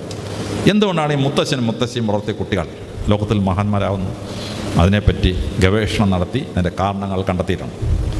ഒന്ന്, മുത്തശ്ശിയുടെ മടിയിലോട്ട് കുഞ്ഞ് കയറി ഇരിക്കുമ്പോൾ മുത്തശ്ശി കഥ പറഞ്ഞു. പണ്ടടുത്ത് രാജാവ് ഉണ്ടായിരുന്നു. Once upon a story time കഥ തുടങ്ങുകയാണ്. ഇപ്പം മഹാന്മാരുടെ വലിയ ഗുണങ്ങളിലൊന്നാണ് സെൻസ് ഓഫ് ഹിസ്റ്ററി, ചരിത്രപരമായ ചരിത്രത്തെ അപഗ്രഥിക്കാനുള്ള കഴിവ്. മുത്തശ്ശി പറയുന്ന ഈ കഥകൾക്കത്ര കുഞ്ഞ് ചരിത്രം ഇങ്ങനെ പഠിക്കും. കുറച്ച് കഴിഞ്ഞ് മുത്തശ്ശി പറയും 500 കൊല്ലം മുമ്പ് അക്ബർ ചക്രവർത്തി ഇന്ത്യ ഭരിച്ചിരുന്നു. 250 കൊല്ലത്തിന് മാർത്താണ്ഡവർമ്മ എന്ന രാജാവ് തിരുവിതാംകൂർ ഭരിച്ചിരുന്നു. അപ്പോൾ കുഞ്ഞ് ഡെഫിനറ്റ് ഹിസ്റ്റോറിക്കൽ പീരീഡാണ് ഈ തലച്ചോറ് പിടിക്കുന്നത്. അങ്ങനെ കുഞ്ഞിന് സെൻസ് ഓഫ് ഹിസ്റ്ററി ഉണ്ടാകും. രണ്ടാമതായി മുത്തശ്ശി പറയുന്ന കഥകൾക്കകത്ത് hero വർഷിപ്പുണ്ട്. Arjunan, Bheemasenan, Hercules, Sinbad. കുഞ്ഞ് ഈ കഥകൾ കേൾക്കുന്ന ഹീറോസിനെ പോലെ എനിക്ക് ഇവരെ പോലെയൊക്കെ ആവണം. ആ ഹീറോയുടെ ക്വാളിറ്റി സിൻബാബി. ആ ഹീറോ വർഷിപ്പ് ചെയ്യുന്ന കുട്ടി പിൽക്കാലത്ത് ആ ഹീറോയെ പോലെ ആയിത്തീരും. മൂന്നാമത് മുത്തശ്ശി പറഞ്ഞ കഥക്കകത്ത് പ്രോബ്ലം സോൾവിങ് ആണ്. ഹെർക്കുലീസ് പോയി ഈജിപ്തിൽ തൊട്ട് കഴുകാൻ, അവിടെ ആ പ്രശ്നം ഈ പ്രശ്നം ഹെർക്കുലീസ് അതൊക്കെ പരിഹരിച്ച് തിരിച്ചു വരികയാണ്. സിൻബാദ് കപ്പൽ യാത്രയ്ക്ക് പോയി. 1-ാം ദ്വീപിൽ പ്രശ്നം, 2-ാം ദ്വീപിൽ പ്രശ്നം, 3-ാം ദ്വീപിൽ പ്രശ്നം, 7 ദ്വീപിലും പ്രശ്നങ്ങളൊന്നായി കൈകാര്യം ചെയ്ത് സോൾവ് ചെയ്തിട്ട് ഇയാൾ തിരിച്ചു വരികയാണ്. അപ്പോൾ ഡിസിഷൻ മേക്കിംഗ് എങ്ങനെയാണ്, തീരുമാനങ്ങൾ എടുക്കേണ്ടത് എങ്ങനെയാണ്, അത് ആ കുഞ്ഞാ കഥയിൽ നിന്ന് പഠിക്കുകയാണ്. 4-മതായി കുഞ്ഞിനോട് കഥ പറയുമ്പോൾ മുത്തശ്ശി 65 വയസ്സിൻ്റെ വൊക്കാബുലറിയോടുകൂടിയാണ് സംസാരിക്കുന്നത്. 65 വയസ്സിൻ്റെ ഭാഷാജ്ഞാനം. 9,000 വാക്കുകൾ ഒരു ഭാഷയിൽ അറിഞ്ഞാൽ മാത്രമേ ഒരു ഭാഷയിൽ ലേഖനം എഴുതാൻ പറ്റൂ. 12000 വാക്കുകൾ മാസ്റ്റർ ചെയ്താലെങ്കിലേ ഒരാൾക്കൊരു ഭാഷയിൽ പ്രസംഗിക്കാൻ പറ്റുള്ളൂ. മുത്തശ്ശിയാണ് കുഞ്ഞിനോട് കഥ പറഞ്ഞ് മുത്തശ്ശിയോട് 65 വയസ്സ് നേടിയെടുത്ത വാക്ചാതുര്യം കുഞ്ഞിലേക്ക് സംക്രമിക്കും. കുഞ്ഞ് ഭാഷ പഠിക്കും. വേലക്കാരിയാണ് കുഞ്ഞിനെ വളർത്തുന്നതെങ്കിൽ വേലക്കാരി 4ാം ക്ലാസ്സിലേ പഠിച്ചിട്ടുള്ളൂ. അത്രയും ഭാഷയെ കുഞ്ഞ് പഠിക്കുകയുള്ളൂ. ഭാഷാജ്ഞാനം കുഞ്ഞിലേക്ക് വരും മുത്തച്ഛൻ്റെ കഥ കേട്ടാൽ. 5ാമതായി കുഞ്ഞ് മുത്തച്ഛൻ്റെ അടുത്തേൽ മുത്തച്ഛൻ കഥ പറയും. എനിക്ക് 12 വയസ്സുള്ളപ്പോൾ ഞാനും എൻ്റെ വല്യപ്പനും കൂടെ മുതലയെ പിടിക്കാൻ പോയി. മുതലയെ പോയിട്ട് ആമയെ പോലും കളവൻ പിടിച്ചിട്ടില്ല. കള്ളക്കഥയാണ്. പക്ഷേ കുഞ്ഞ് എൻ്റെ വല്യപ്പൻ മുതലെ പിടിക്കാൻ പോയി. ഭയങ്കര ആളാണ്. വല്യപ്പന് 72 വയസ്സ്. അപ്പം മത്തിപ്പന് 12 വയസ്സ്. 60 കൊല്ലം മുമ്പാണ് സംഭവം. കുഞ്ഞ് ട്രാക്ക് ചെയ്യും. ഈ കുടുംബ ചരിത്രം കൂടെ കൊണ്ട് കേൾക്കുമ്പം കുഞ്ഞിനെ പറ്റിയും കുഞ്ഞിൻ്റെ വംശത്തെ പറ്റിയും ഒരു സെൽഫ് എസ്റ്റീം ഉണ്ടാവും. ഇതാ കുഞ്ഞിനെ വളർത്തുന്നൊരു വലിയ ഘടകമാണ്. 6ാമതായി കുഞ്ഞ് വല്യപ്പനെ വല്യമ്മയുടെ കുഞ്ഞിങ്ങനെ കിടക്കുമ്പം കുഞ്ഞൊരു 6 മണിയാകുമ്പോൾ ഉറങ്ങിപ്പോകും. ഒരു 9 വരെയാകുമ്പോൾ കുഞ്ഞ് ആദ്യത്തെ ഉറക്കം കഴിഞ്ഞ് ഉണരും. മുത്തച്ഛനും മുത്തശ്ശിക്കും ബ്ലഡ് പ്രഷറാണ്, ഉറക്കം വരത്തില്ല. രണ്ടുപേരും വർത്താനം പറയും. കുഞ്ഞിത് പകുതി കണ്ണടച്ച് ഇങ്ങനെ കേട്ടോണ്ട് കിടക്കും. എന്നാലും ആ മൂത്തം പോയി ആ വസ്തു വാങ്ങിച്ച് എന്തോ ഒരു മണ്ടത്തരായിപ്പോയി. ഇപ്പം അതിൻ്റെ പകുതി വില പോലും കിട്ടത്തില്ല. നമ്മുടെ ആ മൂത്തവൾ അവൻ്റെ കൂടെ ഒളിച്ചോടിപ്പോയി പ്രേമിച്ച്. എന്തൊരു പ്രേമിച്ചാലും നല്ലൊരു പുളിങ്കമ്പ പിടിക്കണ്ടേ? ഈ വാഴ കയ്യിലൊക്കെ പിടിക്കാവും. കുഞ്ഞിതെല്ലാം കേട്ടോണ്ട് കിടക്കും. കുഞ്ഞ് പിൽക്കാലത്ത് വസ്തു വാങ്ങിച്ചാലുണ്ടല്ലോ ഈ അമ്മാവൻ കാണിച്ച മണ്ടത്തരം കാണിക്കുകയില്ല. വിലയുള്ള വസ്തു വാങ്ങിക്കും. ആ കുഞ്ഞ് പ്രേമിച്ചാൽ ഈ മാവിത്തള്ള കാണിച്ച മണ്ടത്തരമൊന്നും കാണിക്കില്ല. ആ പെണ്ണ് പുളിങ്കമ്മ മാത്രമേ പിടിക്കുകയുള്ളൂ. ആ മാവിക്ക് പറ്റിയ അബദ്ധം എന്താണെന്ന് വല്യപ്പനും വല്യമ്മയും പറയുന്നത് കുഞ്ഞ് ചെറുപ്പത്തിൽ കേട്ടിട്ടുണ്ട്. അതുകൊണ്ട് പറ്റിയ ചെറുക്കനെ അവൾ പ്രേമിക്കുകയുള്ളൂ. സംശയം വേണം. ഇങ്ങനെ മുത്തച്ഛൻ്റെയും പ്രാക്ടിക്കൽ ലെസൺസ് കുഞ്ഞങ്ങോട്ട് ഇംബൈവ് ചെയ്യും. കുഞ്ഞിനത് പിൽക്കാലത്ത് വലിയ അനുഗ്രഹമുള്ളൊരു സംഭവമായിട്ട് മാറും. 7ാമതായിട്ട് മുത്തച്ഛനും മുത്തശ്ശിയും പറയുന്ന കഥയ്ക്കകത്ത് സാരോപദേശമാണ്. പഞ്ചതന്ത്ര കഥയ്ക്കകത്ത് സാരോപദേശം. കുഞ്ഞാടിനോട് തള്ളയാട് പറഞ്ഞു പുറത്തു പോകരുതെന്ന്. ചെന്നാ പിടിക്കുമെന്ന് പറഞ്ഞു. കുഞ്ഞാട് കേട്ടില്ല, ഇറങ്ങിപ്പോയി. ചെന്നാ അതിനെ പിടിച്ചങ്ങ് തിന്നു കുഞ്ഞേ. കുട്ടിക്ക് മനസ്സിലാവും അപ്പനും അമ്മയും പറയുന്ന അനുസരിക്കണം, ഇല്ലെങ്കിൽ വലിയ കുഴപ്പത്തിൽ ചാടും. 8ാമത് മുത്തപ്പൻ എവിടെയെങ്കിലും രാവിലെ നടക്കാൻ ഇറങ്ങും. കുഞ്ഞ് പറയും മുത്തപ്പ ഞാനും വരുന്ന മുത്തപ്പ എന്ന് പറയും. പോടാ നീ വരണ്ട നേരം വലിയ പറയും. മോനെ എന്ന് പറഞ്ഞ് പിടിച്ച് പുറത്തിറങ്ങും. ഒരു വളവ് കഴിയുമ്പോൾ കുഞ്ഞ് തിരിഞ്ഞു നോക്കും അപ്പനും അമ്മയും കാണുന്നുണ്ടോ. അപ്പനും അമ്മയും വഴക്ക് പറയും. കാണുന്നില്ലെന്ന് ഉറപ്പായി കഴിഞ്ഞാൽ ഈ കുഞ്ഞൊരു വേല ഇറക്കും. മുത്തപ്പ എൻ്റെ കാല് വേലെടുക്കുന്ന മുത്തപ്പ എന്ന് പറയും. ശല്യം ഇതിനെ കൊണ്ട് തിരിച്ചു വിടാൻ ഏതെങ്കിലും മുത്തം പറയും. മോനെ എന്ന് പറഞ്ഞ് പിടിച്ച് തോളെ കയറ്റും. ഇവൻ ഇങ്ങനെ തോളെ പോകുമ്പം മുത്തപ്പനേക്കാൾ ഹൈറ്റ് കൂടുതലാണ്. മുത്തപ്പൻ്റെ കഴുത്തിന് പുറത്തേക്ക് തല മാത്രമേ ഉള്ളൂ. കുഞ്ഞിൻ്റെ ഉടൽ മുഴുവൻ ഇവിടെയാണ്. പണ്ട് ബെർണാഡ് ഷാ പറഞ്ഞ പോലെ I stood on the shoulders of Shakespeare എന്ന് പറയുന്ന പോലെ കുഞ്ഞിന് നല്ല ഹൈറ്റാണ്. അപ്പോൾ ഇതിലെ ഒരാൾ വരും. അയാൾ ചോദിക്കും മുത്താഴ്ച നമസ്കാരം. മുത്താഴ്ചയുടെ 75 വയസ്സുണ്ട്. കുഞ്ഞ് അവിടെ നിന്ന് സല്യൂട്ട് പിടിക്കും. മുത്താഴ്ചയുടെ തോളിലിരുന്ന് കുഞ്ഞങ്ങനെ സല്യൂട്ട് പിടിക്കും. അങ്ങനെ സെൽഫ് എസ്റ്റീം കുഞ്ഞിനോട് കൂടി കഴിയുമ്പോൾ ജീവിതത്തിൽ വലിയ പ്രമാണിയായി തീർന്ന കുഞ്ഞിന് ആഗ്രഹമുണ്ട്. And the child will become A great personality. അപ്പോൾ 3 വയസ്സ് തൊട്ട് 8 വയസ്സ് വരെ മുത്തപ്പൻ്റെയും മുത്തശ്ശിയുടെയും കൂടെ കിടന്ന് ഉറങ്ങുകയും മുത്തച്ഛനൊന്ന് കളിക്കുകയും ചെയ്യണം. നിങ്ങളുടെ മെഡിക്കൽ ബില്ല് കുറയും. കുഞ്ഞിൻ്റെ ശരീരത്തിൽ പ്രോട്ടോപ്ലാസം നിറഞ്ഞിരിക്കാം. അപ്പോൾ എക്സസ് പ്രോട്ടോപ്ലാസവും എക്സസ് ഹോർമോൺസും ഉണ്ടാകും. ഇത് ശരീരത്തിൽ പോകാൻ വേണ്ടി കുഞ്ഞിന് പനി വരും. അത് മൂക്കളയായിട്ടും കഫമായിട്ടും വേർപ്പായിട്ടും പുറത്ത് വേണം. കുഞ്ഞിൻ്റെ ശരീരം ഭയങ്കര ചൂടാണ്. പ്രോട്ടോപ്ലാസ് നിറഞ്ഞിരിക്കുകയാണ്. ഹീറ്റ് ജനറേറ്റ് ചെയ്യാൻ അത് പുറത്ത് കളയാൻ വേണ്ടി കുഞ്ഞിന് പനി വരും, അല്ലെങ്കിൽ എന്തെങ്കിലും രോഗം വരും. മുത്തപ്പനും മുത്തച്ഛനും എതിർ ഡയറക്ഷനാണ്. പ്രോട്ടോപ്ലാസം കുറവാണ്. അതുകൊണ്ട് ആവശ്യത്തിന് ഹോർമോൺ എൻസൈം ഇല്ല. മുത്തപ്പനും മുത്തശ്ശിക്കും വാർത്തിക സഹജമായ രോഗം ഉണ്ടാവും. അപ്പോഴും നമ്മൾ മുത്തപ്പനെ ആശുപത്രി കൊണ്ടുപോകണം. പിന്നെയും നമുക്ക് ചിലവാണ്. മുത്തപ്പനെ മുത്തച്ഛൻ്റെ ശരീരം തണുക്കും. അപ്പം പിന്നെയും മുത്തച്ഛനെ നമ്മൾ കൊണ്ടുപോയി ഗ്ലൂക്കോസ് കൊടുത്ത് ചൂടാക്കണം. ശാസ്ത്രജ്ഞന്മാർ പറയുന്നു കൊച്ചുമക്കൾ മുത്തച്ഛനെയും മുത്തശ്ശിയും കെട്ടിപ്പിടിച്ച് കിടന്ന് ഉറങ്ങുമ്പോൾ കുഞ്ഞിൻ്റെ ശരീരത്തിലുള്ള എക്സസ് ഹോർമോൺ എൻസൈം മുത്തശ്ശിയുടെ ശരീരത്തിലോട്ട് കയറും. മുത്തശ്ശിക്ക് അത് കുറഞ്ഞും കിട്ടി, കുഞ്ഞിൻ്റെ ശരീരത്തിൽ എക്സസ് ഉള്ളത് പോയും കിട്ടി. രണ്ടുപേരെയും ആശുപത്രി കൊണ്ടുപോകുന്ന ചിലവ് അപ്പനമ്മയ്ക്ക് ഉണ്ടാവില്ല. കുഞ്ഞ് മുത്തച്ഛൻ കെട്ടിപ്പിടിച്ചാൽ ഉറങ്ങുമ്പോൾ കുഞ്ഞിൻ്റെ ശരീരത്തിലുള്ള ചൂട് തണുത്ത മുത്തച്ഛനെ ശരീരത്തിലോട്ട് കയറും. അപ്പോൾ കുഞ്ഞിനെ ആശുപത്രി കൊണ്ടുപോകുന്ന ചിലവും പോയി, മുത്തപ്പനും മുത്തശ്ശി ആശുപത്രി കൊണ്ടുവന്ന ചിലവും നമുക്ക് കുറഞ്ഞു കിട്ടും. പിന്നെ കുഞ്ഞിന് രോഗപ്രതിരോധ ശക്തി വളരെ കുറവാണ്. അത് പലതവണ പനിയോ ഒക്കെ വന്നിട്ട് വേണം ഈ ഇമ്മ്യൂണിറ്റി ഡെവലപ്പ് ചെയ്യാൻ. മുത്തശ്ശനും മുത്തശ്ശിക്കും പലതവണ പനി വന്ന് ചിക്കൻ ബോക്സ് വന്ന് രോഗപ്രതിരോധ ശേഷിയാണ്. കൊച്ചുമക്കൾ വല്യപ്പനും വല്യമ്മച്ചും കെട്ടിപ്പിടിച്ചാൽ ഉറങ്ങുമ്പോൾ ഈ രോഗപ്രതിരോധ ശക്തി, ഓട്ടോ ഇമ്മ്യൂൺ ശക്തി കുഞ്ഞിൻ്റെ ശരീരത്തിലേക്ക് സംക്രമിക്കും. അപ്പോൾ പലതവണ പനി വന്ന് ആശുപത്രി കൊണ്ടുപോയി ചികിത്സിക്കേണ്ട ജോലി, കുഞ്ഞിനെ ചികിത്സിക്കേണ്ട ബാധ്യത നമുക്കില്ലാതാവും. അപ്പോൾ മുത്തശ്ശിയുടെയും ചിലവും കുറയും, കുഞ്ഞിനെ ആശുപത്രി കൊണ്ടുവന്ന് ചിലവും കുറയും. നെറ്റ് എഫക്റ്റിൽ ഒരു 65 വയസ്സിൽ മരിക്കേണ്ട മുത്തശ്ശി ജീവിച്ചിരിക്കും. കുഞ്ഞിനെ കെട്ടിപ്പിടി കിടന്ന് ഉറങ്ങിയ. ഇന്നാളെ ഞാനൊരു സ്കൂളിൽ പോയി ഇതൊന്ന് പ്രസംഗിച്ചു പോയി അബദ്ധത്തിന്. തൊട്ടടുത്ത ആഴ്ച തൊട്ടടുത്ത പള്ളിയിൽ ഞാൻ പ്രസംഗിക്കാൻ പോയി. അപ്പോൾ ഒരു വല്യമ്മ ഓടി വന്നു. പൊന്നു സാറേ ആ സ്കൂളിൽ പോയി പ്രസംഗിച്ച് കൊച്ചുമക്കളെ കെട്ടിപ്പിടിച്ചോളെങ്കിൽ മുത്തശ്ശി 10 കൊല്ലം കൊണ്ട് ജീവിക്കുമെന്ന്. മരുമോള് വീട്ടിൽ വന്നു. എടുക്കണം എൻ്റെ കുഞ്ഞിനെ, അങ്ങനെ അമ്മായി 10 കൊല്ലം കൊണ്ട് ജീവിക്കേണ്ടെന്ന് പറഞ്ഞ് എൻ്റെ കുഞ്ഞിനെ എടുത്തുകൊണ്ട് പോയി സാറേ ഒന്ന് തിരിച്ചു തരാൻ പറയണേ സാറേ എന്ന്. ഇങ്ങനെയും വിവരമുള്ള മരുമക്കൾ ഈ ഭൂമിയിൽ ഉണ്ടാവുമെന്ന് ഞാൻ വിചാരിച്ചില്ല. ഞാൻ അവരുടെ മെഡിക്കൽ ബില്ലും വല്യമ്മ ചികിത്സിക്കുന്ന മെഡിക്കലിലും കുറേ ആളെ പണി പറഞ്ഞു കൊടുത്താണ്. അവരുടെ കുഞ്ഞിനാണെങ്കിൽ മുത്തച്ഛൻ്റെ കൂടെ വളർന്നുള്ള ഗുണം. അങ്ങനെ അമ്മായിയും 10 കൊല്ലം കൊണ്ട് സൂഹിക്കേണ്ടാന്ന് കുഞ്ഞിനെ എടുത്തുകൊണ്ട് പോയി മരുമോൾ. അങ്ങനെ വിവരം കേട്ട അറിയാൻ ഈ കൂട്ടത്തിലുണ്ടെങ്കിൽ എന്നോട് പണിയൊന്നും കാണിച്ചകളെ. അപ്പോൾ ഈ 3 വയസ്സ് വരെ 8 വയസ്സ് വരെ മുത്തശ്ശനും കൂടെ കുഞ്ഞ് വളരാം. 8 വയസ്സ് കഴിഞ്ഞാൽ എഡിപ്പസ് കോംപ്ലക്സ്, ഇലക്ട്ര കോംപ്ലക്സ് എന്നൊരു കോംപ്ലക്സിലേക്ക് കുട്ടികൾ പ്രവേശിക്കും. ഇത് വളരെ ആരോഗ്യകരമായ ഒരു സംഭവമാണ്. ആൺകുട്ടികൾക്ക് അമ്മയോടൊരു സ്നേഹമുണ്ടാകും, പെൺകുട്ടികൾക്ക് അച്ഛനോടും. അതിൽ കിടക്കാതിരിക്കാൻ നോക്കിക്കോണം. ഇതൊരു ആരോഗ്യകരമായ ദൈവം തന്നൊരു സാധനമാണ്. ആൺകുട്ടിയോട് അടുക്കള വരും, അമ്മേ ഇച്ചിരി വെള്ളം താമേ എന്ന് പറയും. അപ്പോൾ ഒരു ഗ്ലാസ് വെള്ളം കൊടുത്ത് കുഞ്ഞും കുടിച്ചിട്ട് പോയി ഒരു 20 മിനിറ്റ് കഴിഞ്ഞാൽ വീണ്ടും വരും, അമ്മേ ഇച്ചിരി വെള്ളം താമേ. നിനക്കെന്ന് പറഞ്ഞാൽ ഇപ്പോഴാണ് വെള്ളം തന്നെ, പിന്നെ നീ വെള്ളത്തിന് എന്താണ് വരുന്നത്? അമ്മയ്ക്ക് ഈ സാധനം അറിഞ്ഞോളാം. കുട്ടി എഡിപ്പസ് കോംപ്ലക്സിലാണ് ഈ വരുന്നത്. കുട്ടിയുടെ ആരോഗ്യകരമായ വളർച്ചയുടെ ഭാഗമാണ്. അപ്പോൾ കുഞ്ഞിനെ ഒന്ന് കെട്ടിപ്പിടിച്ച്, എന്തോ മോനെ പഠിച്ചിട്ട് മനസ്സിലാവുന്നില്ല, എന്താ സുഖമാണോ, ഒരു ഉമ്മയൊക്കെ കൊടുത്ത് കുഞ്ഞിനെ വിടുക. അപ്പോൾ കുഞ്ഞിൻ്റെ ഇമോഷണൽ സാറ്റിസ്ഫാക്ഷൻ അവിടെ കിട്ടും. അങ്ങനെ അമ്മയുമായിട്ടുള്ള സ്നേഹം പുലർത്താൻ കഴിയുന്ന ഒരാൺകുട്ടിക്ക് മാത്രമേ പിൽക്കാലത്ത് തൻ്റെ ഭാര്യയോട് സ്നേഹത്തോട് പെരുമാറാൻ പറ്റുള്ളൂ. എതിർ ലിംഗത്തോട് പെരുമാറേണ്ടത് എങ്ങനെ എന്ന് കുഞ്ഞിന് മനസ്സിലാവുള്ളൂ. പെൺകുട്ടി ഇടയ്ക്കിടയ്ക്ക് അച്ഛനടുത്ത് വരും. അച്ഛന് ഒരു കയ്യിലേക്ക് കൊടുത്ത് ബെന്നിനൊന്നും ഇല്ലാതിരുന്ന് പത്രം വായിച്ചുകൊണ്ടിരിക്കുകയാണ്. പെൺകുട്ടി അച്ഛൻ്റെ ശരീരത്തിൽ നോക്കും. ഓ, ഭാവിയിൽ എൻ്റെ ഭർത്താവ് ഏതാണ്ട് ഇങ്ങനെ ഇരിക്കുമല്ലേ എന്ന് പെൺകുട്ടിക്ക് എപ്പോഴാണ് മനസ്സിലാവും. ഈ അച്ഛനോട് സംസാരിച്ച് പഠിച്ചിട്ടാണ് കുട്ടി ഭാവിയിലെ ഭർത്താവിനോട് എങ്ങനെ സംസാരിക്കണമെന്ന് പഠിക്കുന്നത്. അപ്പോൾ ഇത് എഡിപ്പസ് കോംപ്ലക്സ് ഇലക്ട്രാമാസം ദൈവം തന്നിട്ടുള്ള പരിപാടിയാണ്. പക്ഷെ ചിലർക്ക് ഇത് മനസ്സിലാകത്തില്ല. മൂത്തമോൾ അപ്പൻ്റെ അടുത്ത് വർത്താൻ, നിനക്ക് നോടി എപ്പോഴും അപ്പൻ്റെ അടുത്ത് വർത്താൻ പറയുന്നത് എപ്പോഴും പഠിക്കുന്ന ചില അമ്മമാരെ വഴക്കുണ്ടാകും.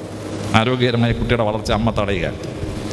18 വയസ്സാകുമ്പോൾ എബൌട്ട് 10 പിന്നെ പെൺകുട്ടി അമ്മയുടെ സാരിത്തുമ്പെ പിടിച്ച് ഓരോ കല്യാണത്തിന് പോകുമ്പോഴെല്ലാം ഇങ്ങനെ കൂടെ പോകും. അപ്പോഴാണ് ആളുകൾ ഇങ്ങനെ നോക്കും, ഓ ഇത് മത്താച്ചൻ്റെ മോളല്ലേ, കട കൊള്ളാമല്ലോ, നമ്മുടെ മോനൊന്ന് ആലോചിച്ചാലോ. ഒരു കല്യാണം വരുന്നത് ഈ അമ്മയുടെ സാരിത്തുമ്പെ പിടിച്ച് കല്യാണത്തിന് പോകുമ്പോഴേ അപ്പോഴാണ് നാട്ടുകാർ കാണുന്നത്. ആൺകുട്ടി അപ്പൻ്റെ കൂടെ ഗമയടിച്ച് അപ്പൻ്റെ കാറിൽ കയറി ഇങ്ങനെ നടക്കും.